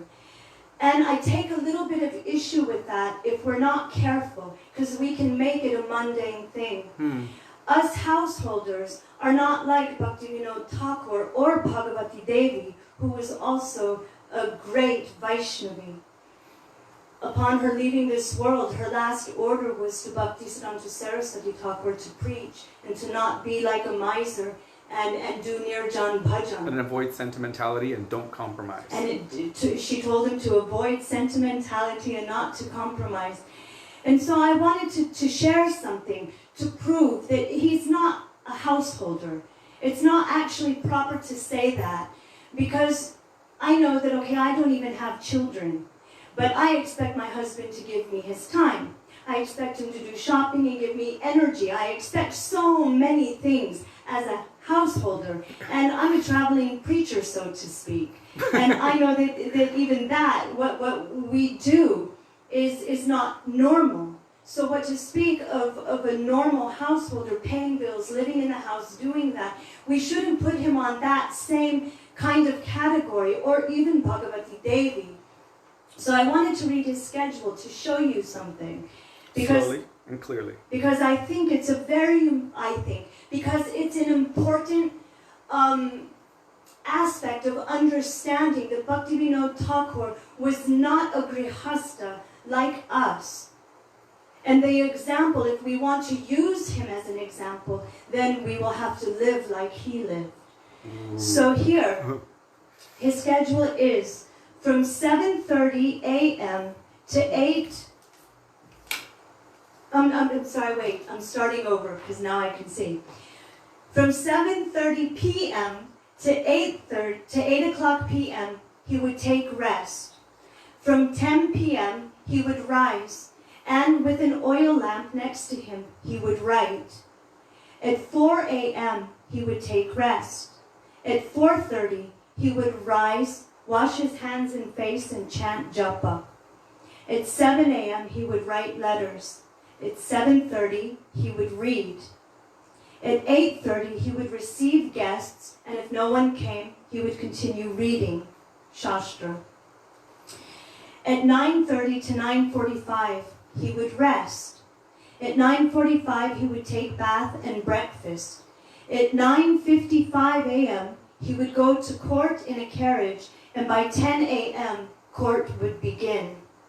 At 1 p.m., court would finish, and he'd come home to refresh and bathe. At 2 p.m., he would return to court. 5 p.m., he would be back at home, and he would be translating from Sanskrit to Bengali. And in the evening, he would have his meal. It is said that he would have a pocket watch and was very, very punctual. And the reason I wanted to share that was because not only did he write over 100 books, thousands of bhajans, preach, give all kinds of harikatha, going here and there and teaching. He was the court magistrate, and he had 10 children. So I think it's very, very important for us to understand that Bhagavati Devi took the role of a mother and was caring for those children and caring for her husband. But being a Vaishnavi, she wasn't stopping her husband or trying to hamper him from doing bhajan. He was up at all hours of the night doing his bhajan. Nowadays we would say something like, oh, he's not a very good father, or he's not taking care of his children because of mundane sentimentality. But Bhaktivinoda Thakur was like the mother and the father and the benefactor of the entire world, of the entire universe, because he used his energy 100% for Krishna. So I think that it's a very important thing to understand that when we say that he's a householder, don't mundanize it like it's us. You know, like, oh, what about me time? And let's go to that party or that wedding, or I want to watch this movie, or I want to go, you know, to this child's game, or all of these mundane kinds of things. His Dharma Patni, she is also to be spoken of here because she obviously sacrificed so much raising all of these children. And Bhaktivinoda Thakur was very, very, very busy doing so many bhakti activities and also his dharma in the world. So to become like Bhaktivinoda Thakur is no small thing as just a householder. We will have to make sacrifices, and we will have to live a dharmic life. and understand what the human life is meant for. It's not meant for enjoying materially and enjoying my husband and my wife and my children, but liberating them and trying to give them that highest, most jiva doya, and that is to take them out of this material entanglement. And that is what Bhaktivinoda Thakur did as a so-called householder. It's a very important point because I keep seeing it and hearing it. Oh, the householder, the householder. Wait a minute. More than any sannyasi. Yeah, just kind of stop for a minute and think about what he was doing, what his schedule was. He didn't waste a minute. So I wanted to share that because I think that we tend to mundanize. Oh, he's like us. Yet he did all of these things, so we have hope. Yeah, we have hope. Otherwise, why do they descend here? Why does Krishna send his most beautiful mercy manifestation, the form of Sri Guru? Because there's hope. Because it's our nature, it's our natural inclination to love Krishna. And they're coming and giving Krishna Seva Vasanam, the desire and the tendency to serve and deserve Krishna, to wake that up in us. There's nothing but hope. Srila Gaura Govinda Maharaj said there is no room for pessimism in the path of bhakti. So there is hope. But never, never are they like us. They descend out of mercy. And they also leave out of mercy to have us call out to them, to have us pray and to reflect on their lives, what they have given us, the jewels that they have bestowed upon us. What Bhaktivinoda Thakur has given is incalculable, and we are so indebted to him. At every breath we take, we wouldn't even remember or know about Mahaprabhu. It would become lost. He would become lost. And without him, where would we have Bhaktisiddhanta Saraswati Thakur? And without him, our Srila Prabhupada, Bhakti Rakshak Sridhar Maharaj, Bhakti Jivan Janardhan Maharaj, Bhakti Daita Madhav Maharaj, all of them, Bhakti Pragyan Keshav Goswami Maharaj, our Srila Prabhupada. What would we have if it weren't for this Bhaktivinoda Dhara? We are in the line of Bhaktivinoda Thakur, and we understand everything through him. And our acharyas delineate on that. So on this day, I'm praying to understand even one word of one of the bhajans that I sing every day. Our Gurudev said the most powerful word in our songbook is when. Kabe habe. When, oh when will that day come? When I will receive the great blessings of these Vaishnavas and understand what they have come to give. So Bhaktivinoda Thakur ki Jai. Can you please Really? ask them? I'm surprised there's still 30 people, 31 watching. Okay. Dandavat Pranam, all Vaishnavas. First of all, I beg you to forgive me for the audacity for even endeavoring to follow that. Gurudev always told me to follow her, so perhaps it will be considered following the order of Gurudev. I know it's getting late and you've all been watching for a long time, but it was so exciting, it felt like it went by in like 5 minutes, so...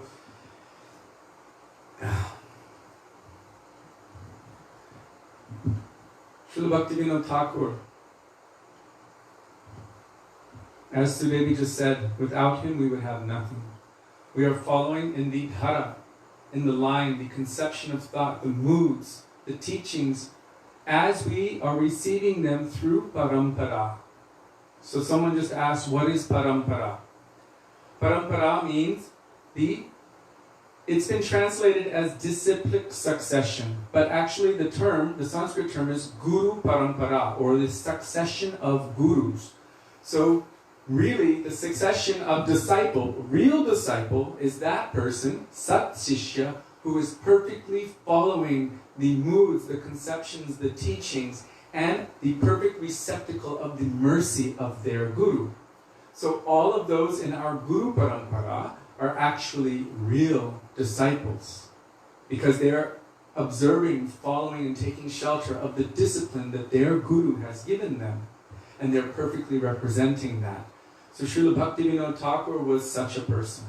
Srila Bhaktivinoda Thakur gave us everything. He himself was well versed in all shastras, all different lines of thought. he himself had for 10 years studied the works of Jiva Goswami. And some persons have the audacity to try to jump over his head and claim that they understand Jiva Goswami better than him.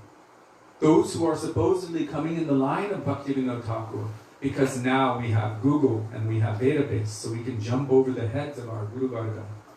Our Param Gurudev Srila Bhakti Pragyan Keshav Goswami Maharaj gave us the proper move in Bhaktivinoda Dhara, how to understand properly.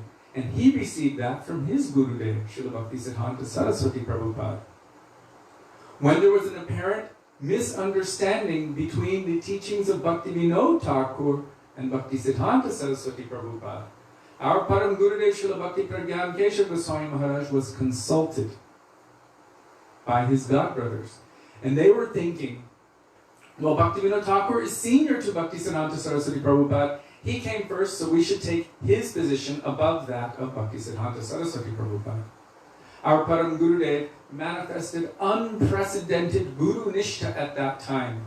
This is spoken by our Gurudev, Srila Bhaktivedanta Narayan Goswami Maharaj, and his senior godbrother, Srila Bhaktivedanta Vaman Goswami Maharaj, that he manifested unprecedented Guru Nishtha. He said, I do not know Bhaktivinoda Thakur. I don't know Mahaprabhu or our previous acharyas, but I know my Gurudev. And I know that my Gurudev understands Bhaktivinoda Thakur intimately. He understands all of his deep moods and thoughts. Without my Gurudev, I would know nothing of Bhaktivinoda Thakur. So I understand Bhaktivinoda Thakur via the medium of my Gurudev. This is the proper way to understand. We should understand Jiva Goswami via the medium of Bhaktivinoda Thakur, Bhakti Siddhanta Saraswati Thakur, Prabhupada, Param Gurudev, our Gurudev. We should understand through that medium. So Bhaktivinoda Thakur has dived deeply into the teachings of his Purva Acharyas and understood everything perfectly and reconciled everything and revealed it to us. And that is Parampara. Not jumping over the heads, but accepting what is coming through that lineage. That is the proper way to understand. Krishna himself said this in Bhagavad Gita, Evam Parampara Praptam. So Bhaktivinoda Thakur, what was his conclusion on the Swarup of the Jiva?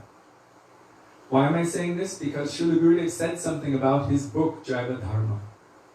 It's not a book, it's a transcendental revelation which was accepted by many, many, many Mahabhagavats. Gurudev said the same thing that Bhakti Siddhanta Saraswati Prabhupada said about Chaitanya Charitamrita. He said if all scriptures of this world were to be destroyed or drowned in the great flood, and only one thing remained, Chaitanya Charitamrita, Bhakti Siddhanta Saraswati Prabhupada said this, only one thing remained, Sri Chaitanya Charitamrita, I would clasp it to my chest and swim with that until I could find any dry land. And if only that remained, nothing would be lost. Our Srila Gurudev said the same thing about Jaiva Dharma. And also Param Gurudev's biography, Acharya Kishori. But Gurudev said it about Jaiva Dharma. If all other scriptures were to be lost, if they were to be burnt or destroyed and nothing else were to remain except for Bhaktivinoda Thakur's Jaiva Dharma, then nothing would be lost. In other words, all of the conceptions that he wants us to understand, that our Guru Varga need us to understand, if we had no other scripture beforehand and just that, that would be the essential truth that we could depend on as being truth. And there, our Gurudev, there Bhaktivinoda Thakur, there our Param Gurudev has established the deeper understandings of the nature of the Jiva. Why do we follow this process? Srila Bhakti Siddhanta Saraswati Prabhupada said in his beautiful treatise, maybe it's an essay, entitled Thakur Bhaktivinoda. He said, there are those who have captured every word of Bhaktivinoda Thakur by heart, by memory, and they can recite them backwards and forwards without having understood the least bit of their true essential meaning. Because they are not following the guidance, the instructions of Bhaktivinoda Thakur, So just studying, memorizing, learning, and retelling it, but they don't understand anything. If they have missed that essential instruction of Bhaktivinoda Thakur, that you will not be able to understand anything without surrendering and submitting to the current pure devotee, taking shelter of the pure Vaishnava, then you won't understand anything, even if you know every word forward and back. So he said, in order to understand the words of that pure devotee, you must take shelter of the pure devotee. At that time, the pure devotee was Bhaktisiddhanta Saraswati Prabhupada. Therefore, our Param Gurudev Srila Bhakti Pragyan Keshav Goswami Maharaj took that same mood when it came to understanding Bhaktivinoda Thakur. He accepted that process, that I will understand him through Bhaktisiddhanta Saraswati Prabhupada. This is our process. I understand my Param Gurudev through the medium of my Gurudev. Before I saw Prabhupada as the cookie man, I learned so much about our Prabhupada from my Gurudev, who had a personal, beautiful, sweet relationship with him, who discussed with him about so many sweet, deep conceptions of Rupanuga Bhakti. This is the process given by Srila Bhaktivinoda Thakur. So, I don't have much time, and it is getting... I'm so sorry. It's okay. Sudevi spoke so many things that I wanted to speak, but so much better than I could have spoken them. With so much enthusiasm. I was just sitting there like, wow, wow, wow. It was like fireworks show going off, so I was very happy to be part of that, witnessing it. So, like she spoke about the sari of Kamala Manjari, like the black midnight with the sparkling stars. So, something of that was there. And she was speaking about Bhaktivinoda Thakur. I was thinking about it when she was speaking, because I think it was Raghu came on and said, oh my God, you're talking about him like he's your friend. Like you have so much affection and a deep relationship with him. And actually, this is the result, this kind of connection is the result of coming into the association of someone who has relationship. Nama Shreshtham Manamapi Sachiputramatra Swarupam Rupam Tasyagrajam Rupurim Maturim Goshtavatim Radha Kundam Girivaramaho Radhika Madhavasham Prapto Yasya Prititakpaya Shri Gurun Tamnatosmi. I worship Srila Gurudev for so many reasons. My Gurudev. Why? Because he's given me relationship with so many transcendental personalities. Nam.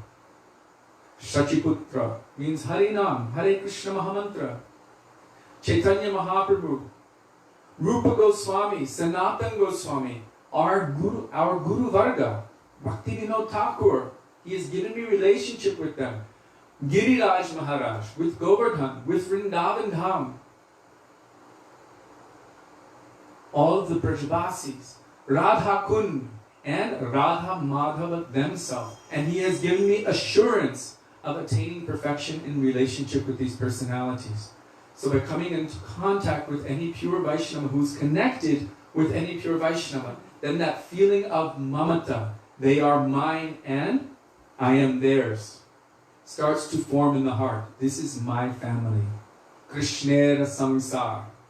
That this is the family of Krishna and I belong within this family. Bhaktivinoda Thakur is my guru's guru. So he's my grand guru. But still, there's a relationship there. So by coming into the association of pure devotees who are tattvadarshi and who have relationships with pure devotees, we can begin to realize our relationship with those pure devotees by their mercy. In the same way that if you don't know the king, but you have some connection to someone who's very close to the king, then very easily they can introduce you.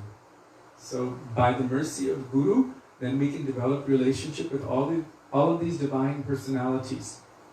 So our Gurudev, Srila Bhaktivedanta Narayan Goswami Maharaj, he explained that Srila Bhaktivinoda Thakur, he expanded or enhanced on the beautiful verse given by Srila Vishwanath Chakravarti Thakur, Aradhyo Bhagavan Vrajesha Tanayas Tadhama Vrindavanam.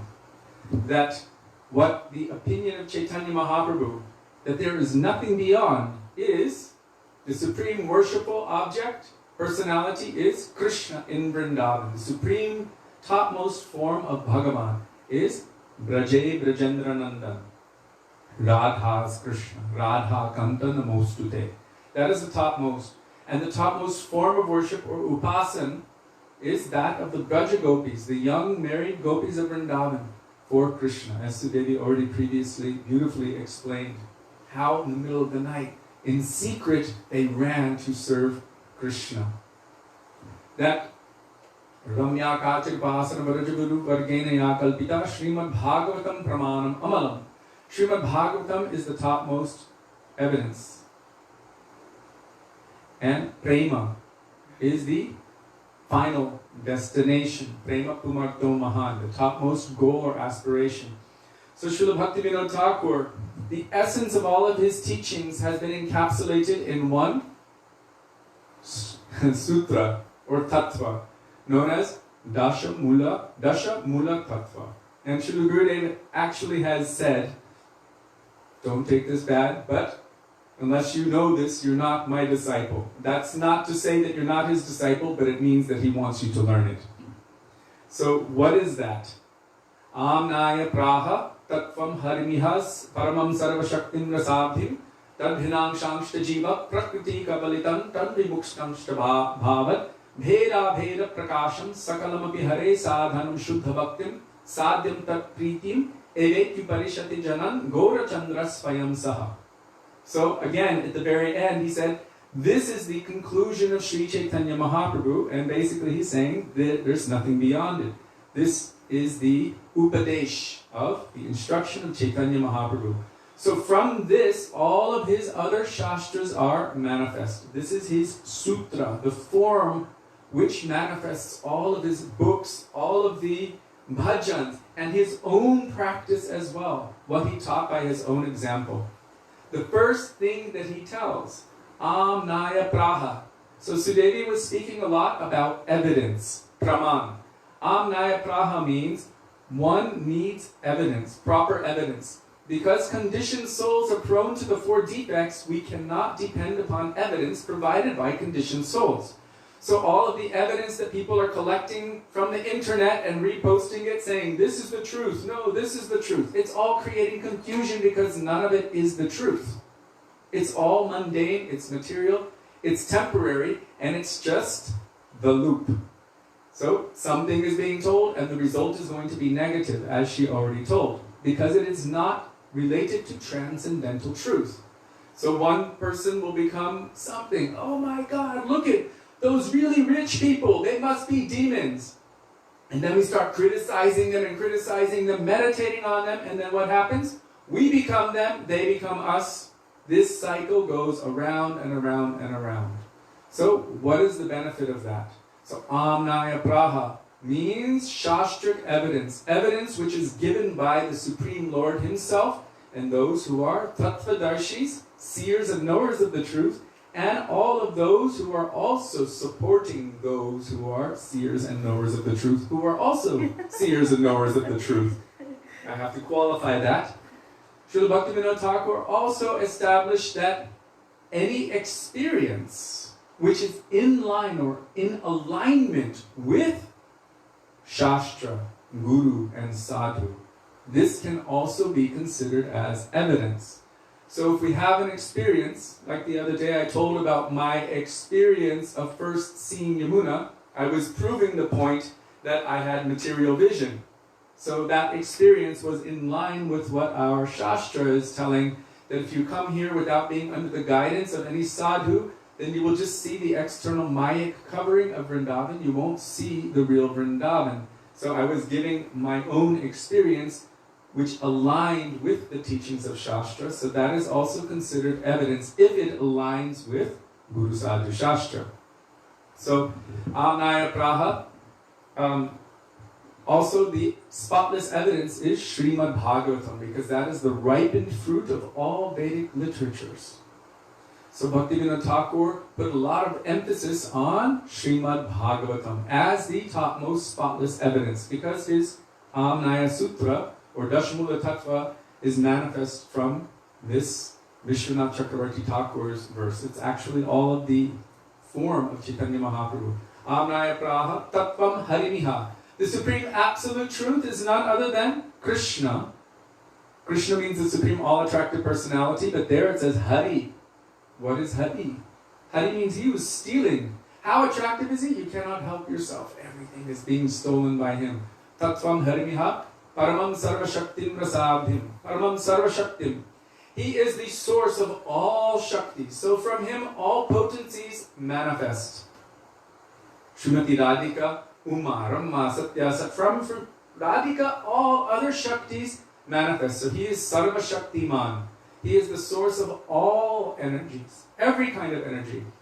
Sarva Shaktim Rasabhim. Rasabhim means he is full of all transcendental ras. Akila Rasamrita Murti, the form of the unlimited ocean of transcendental nectar. Akila Rasamrita Murti. So, Sarva Shaktin Rasabhim, Tadhinang Shangshta Jiva, Prakriti Kavalitam, Tadvimuktangsha Bhavat. So there, Bhaktivinoda Thakur is referencing Achintya Bheda Abheda Tattva, which Chaitanya Mahaprabhu coined that term.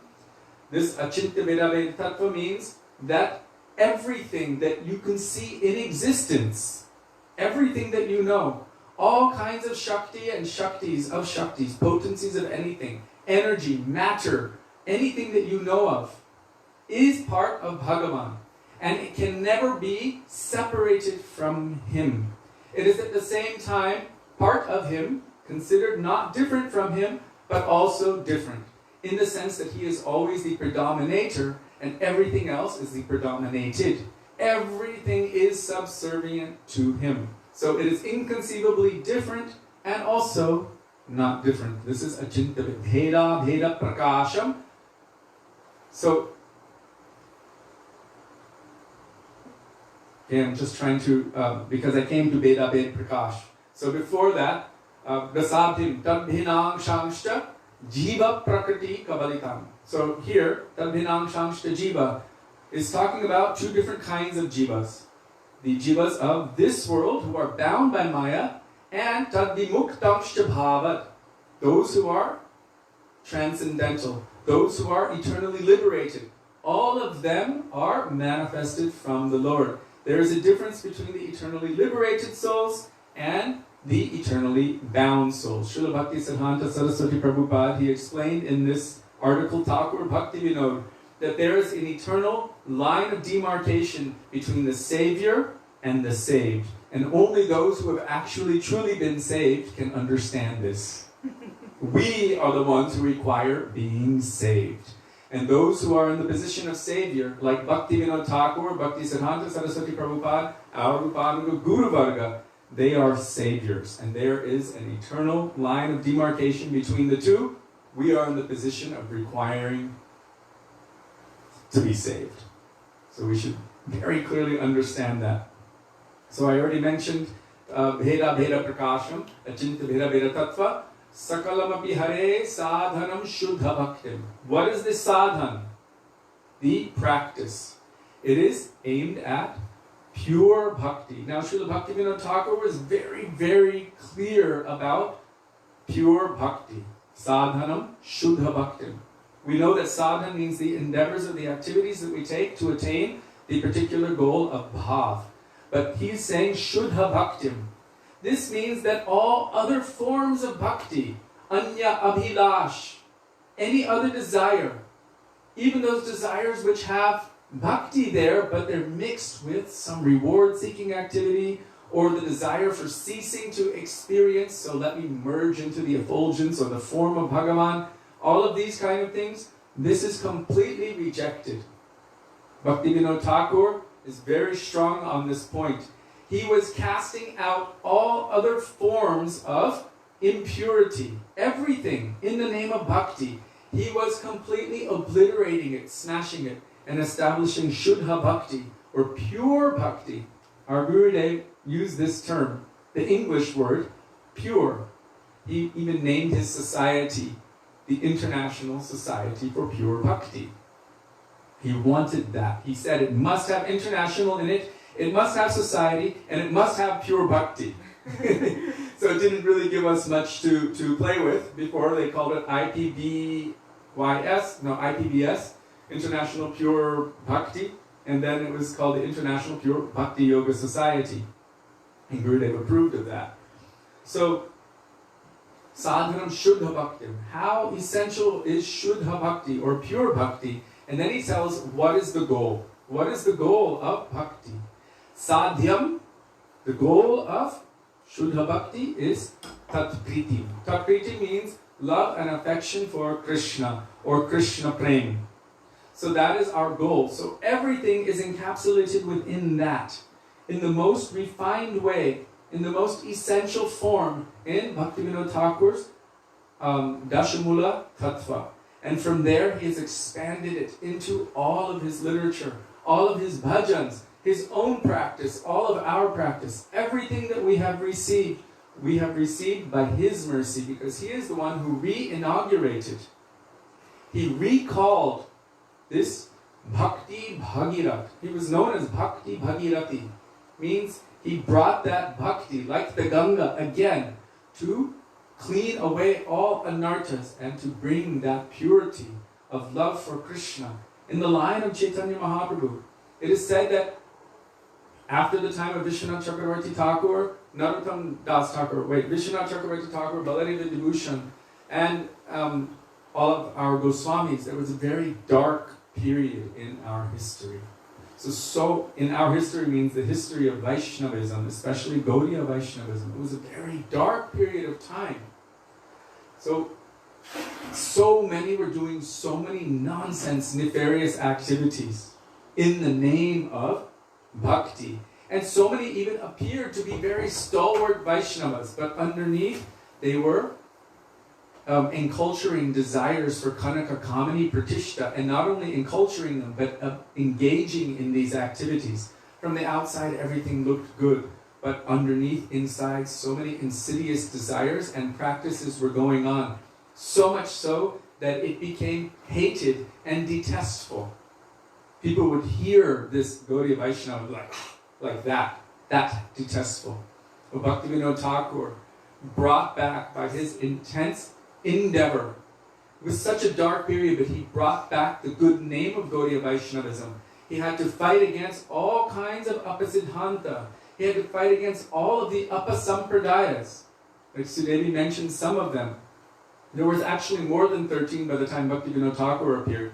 13 were mentioned at the time of Krishnadas Kaviraj Goswami and Chaitanya Charitamrita. By the time Bhaktivinoda Thakur was here, there were so many hundreds, and now there are thousands. So many.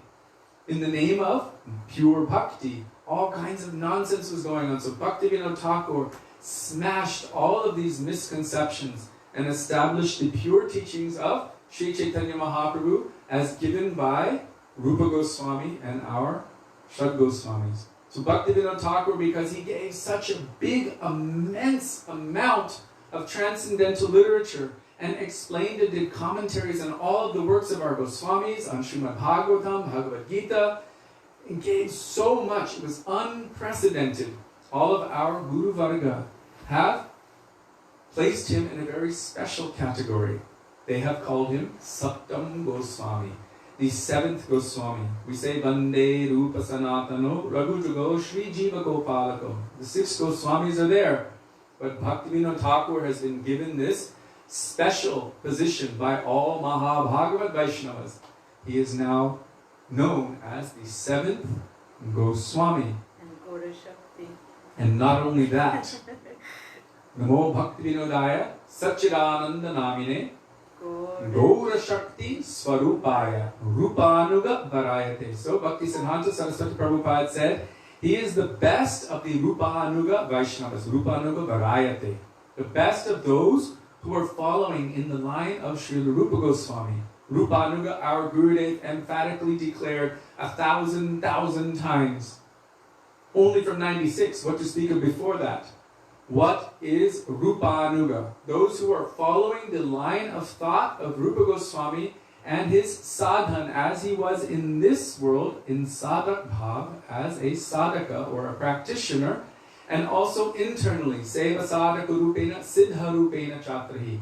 as he is also serving Radha and Krishna in the Nikunjas of Vrindavan as Sri Rupa Manjari, also following in the line and the way of that kind of mood, serving mood, those who are following in the Sarak group and Siddharup, they are known as true Rupanugas or complete Rupanugas.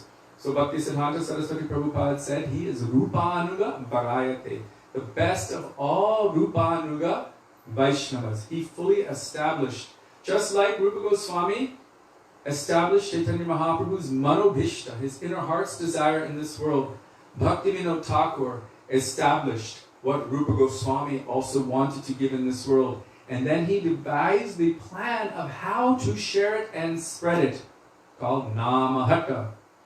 What is that? He wasn't even so concerned with individual temples. He wanted each home to be a temple. 500. He started 500. So he started 500 individual Namahata programs. 500. What is that? You have one program in one house, and everyone invites their friends, and you speak about Krishna. Then you connect to each of those persons. It's like the network marketing of the holy name. Each of those persons, and have them have a program in their house. And then you do kirtan and preaching in their house and connect to their friends and expand out like that. Just imagine what he would do with Facebook. Imagine what he would do with YouTube. The facility that he has, what he had at that time, what he would do now, it would be unprecedented. So, Bhaktivinoda Thakur, what was I saying just before that? That as soon as you asked me, I forgot. So Srila Bhaktivinoda Thakur, he established this network marketing of the holy name. But what is his greatest glory? Why am I saying greatest? Because Gurudev also used this term when he would speak about our Srila Prabhupada. His greatest glory, from which everything else stems. All of his preaching and everything else is that he's an intimate associate of Sri Sri Radha and Krishna and Sri Chaitanya Mahaprabhu. Bhaktivinoda Thakur, as Sudevi already said, in Krishna Lila is known as Kamala Manjari. And in this world also, he is an intimate associate of Sri Chaitanya Mahaprabhu. Srila Bhakti Rakshak Sridhar Maharaj explained that Srila Bhakti Siddhanta Saraswati Prabhupada Srila Bhakti Siddhanta Saraswati Prabhupada saw that in the Leela of Chaitanya Mahaprabhu, it is always going on. Sometimes it becomes hidden, and sometimes it is manifest. But still it is always going on in Navadvip Dham. So, those same transcendental personalities sometimes manifest themselves and sometimes unmanifest. And he saw within the form of Srila Gaura Das Babaji Maharaj, Srimati Lalita Sakhi. And he saw within the form of his Gurudev, Srila Bhaktivinoda Thakur. He never saw him as his father, he only saw him as his Gurudev. He saw within that personality Gaura Shakti Gadadhar Pandit manifest fully through Srila Bhaktivinoda Thakur. This is the vision, the Tattvadarshi vision of Srila Bhakti Siddhanta Saraswati Prabhupada. So Srila Bhaktivinoda Thakur is no ordinary person. Gaura Shakti Swarup. He's a non-different manifestation of Gaura Shakti Gadadhar Pandit, who is non-different from Srimati Radhika. And Bhakti Siddhanta Saraswati Prabhupada saw this transcendental vision. So we should understand that Bhaktivinoda Thakur is no ordinary personality.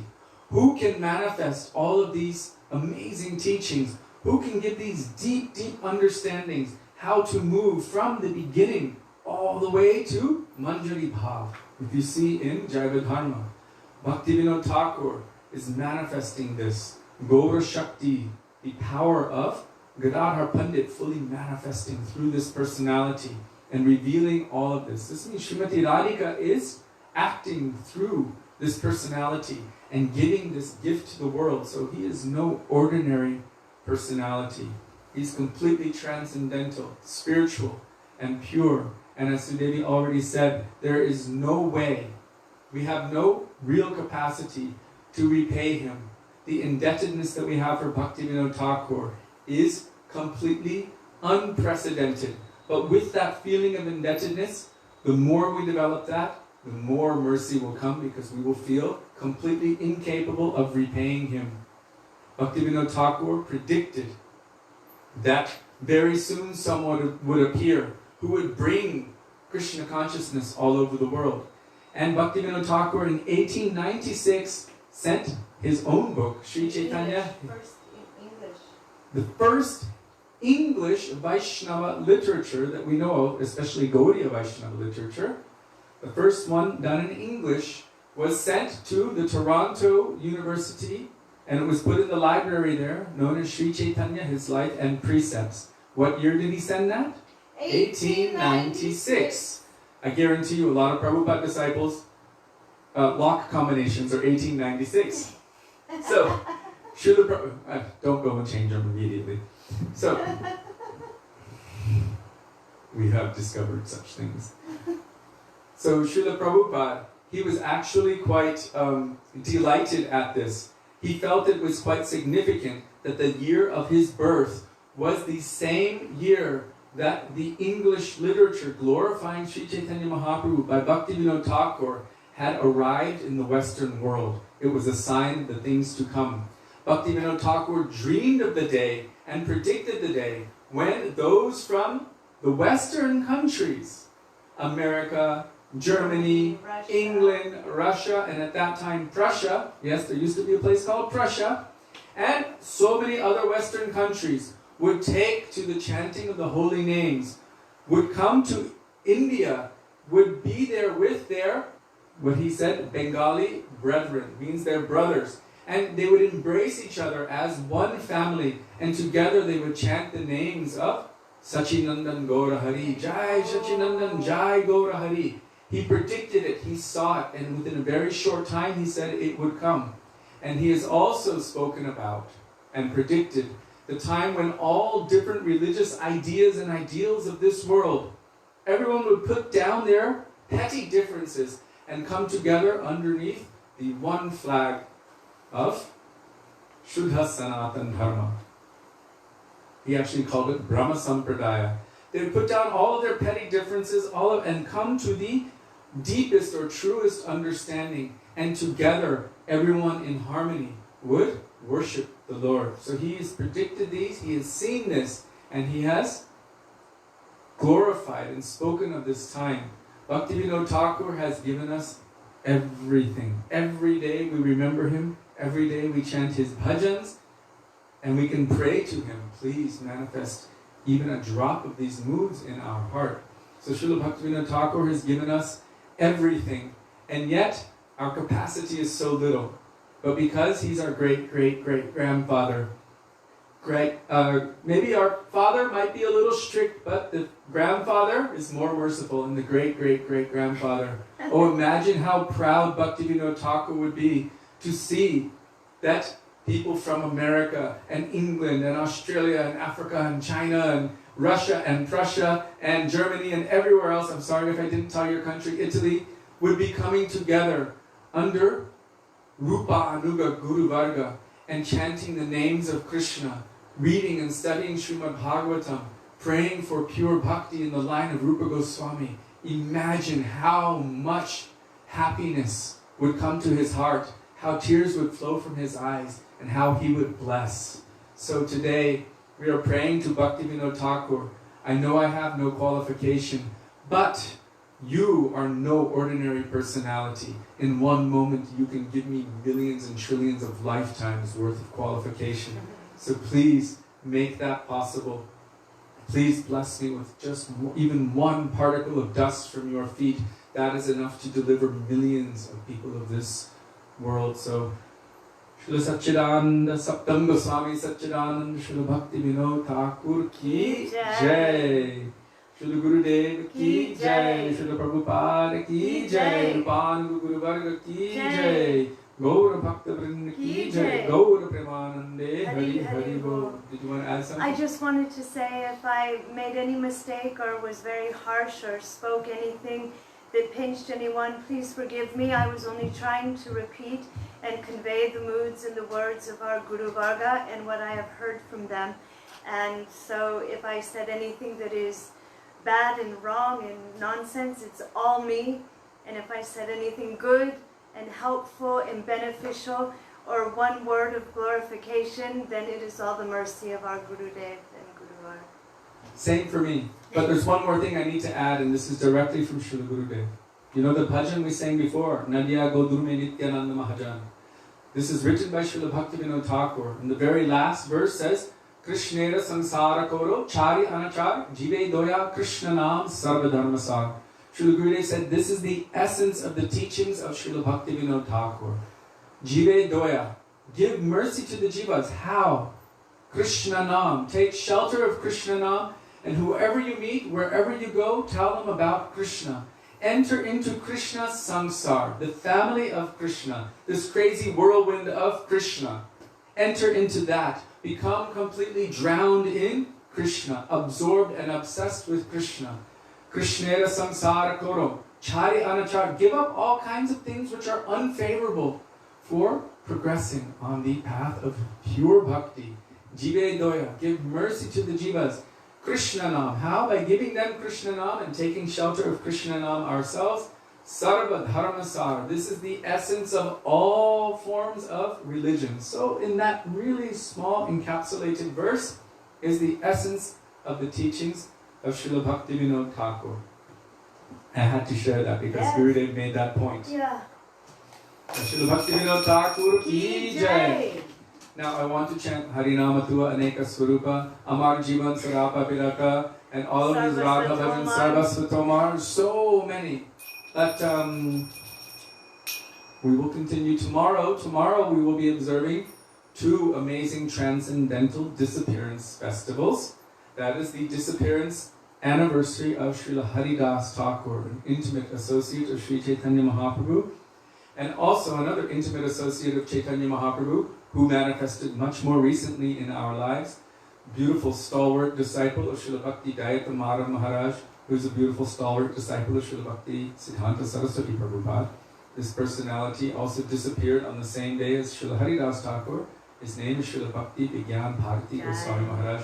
So we will also remember him and observe his day tomorrow. So we're quite full. Overwhelmed with nectar. Overwhelmed. So this evening we will end here with a little bit of Hare Krishna and Thakurji Darshan as we do, and then we will continue tomorrow. We have our whole life to bathe ourselves in the bhajans and the teachings of Srila Bhaktivinoda Thakur. Srila Sachidananda Bhaktivinoda Thakur ki jai.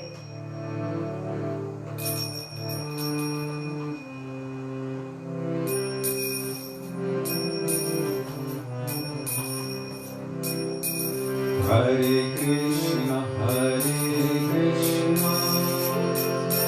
Krishna Krishna, Hare Hare, Hare Rama, Hare Rama, Rama Rama, Hare Hare, Hare Krishna, Krishna Krishna, Hare Hare,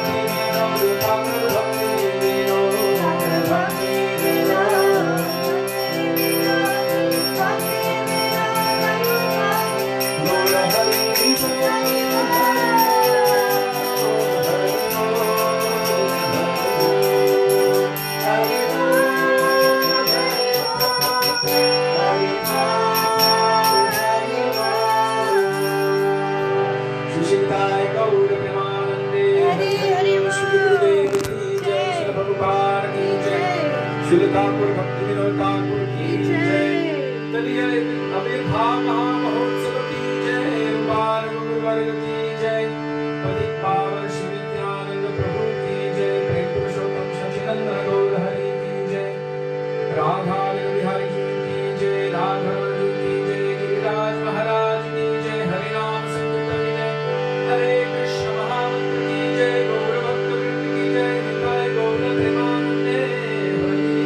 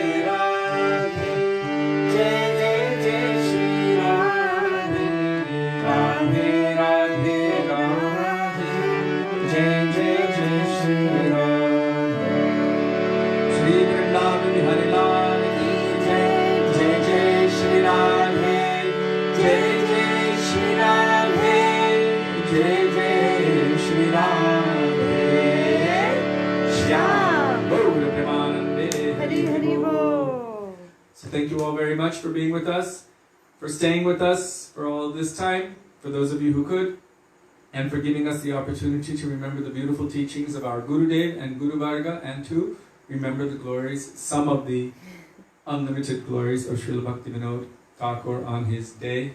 So, and also for engaging us in our Guru Seva. We are indebted to all of you for that. We look forward to being with you tomorrow for the glorification of Haridas Thakur and Srila Bhaktivinoda Bharati Goswami Maharaj. Dandavat Pranam, Hare Krishna, Radhe Radhe, Radha Vinod Bihari Ji ki Jai, Bhaktivinoda Thakur ki Jai.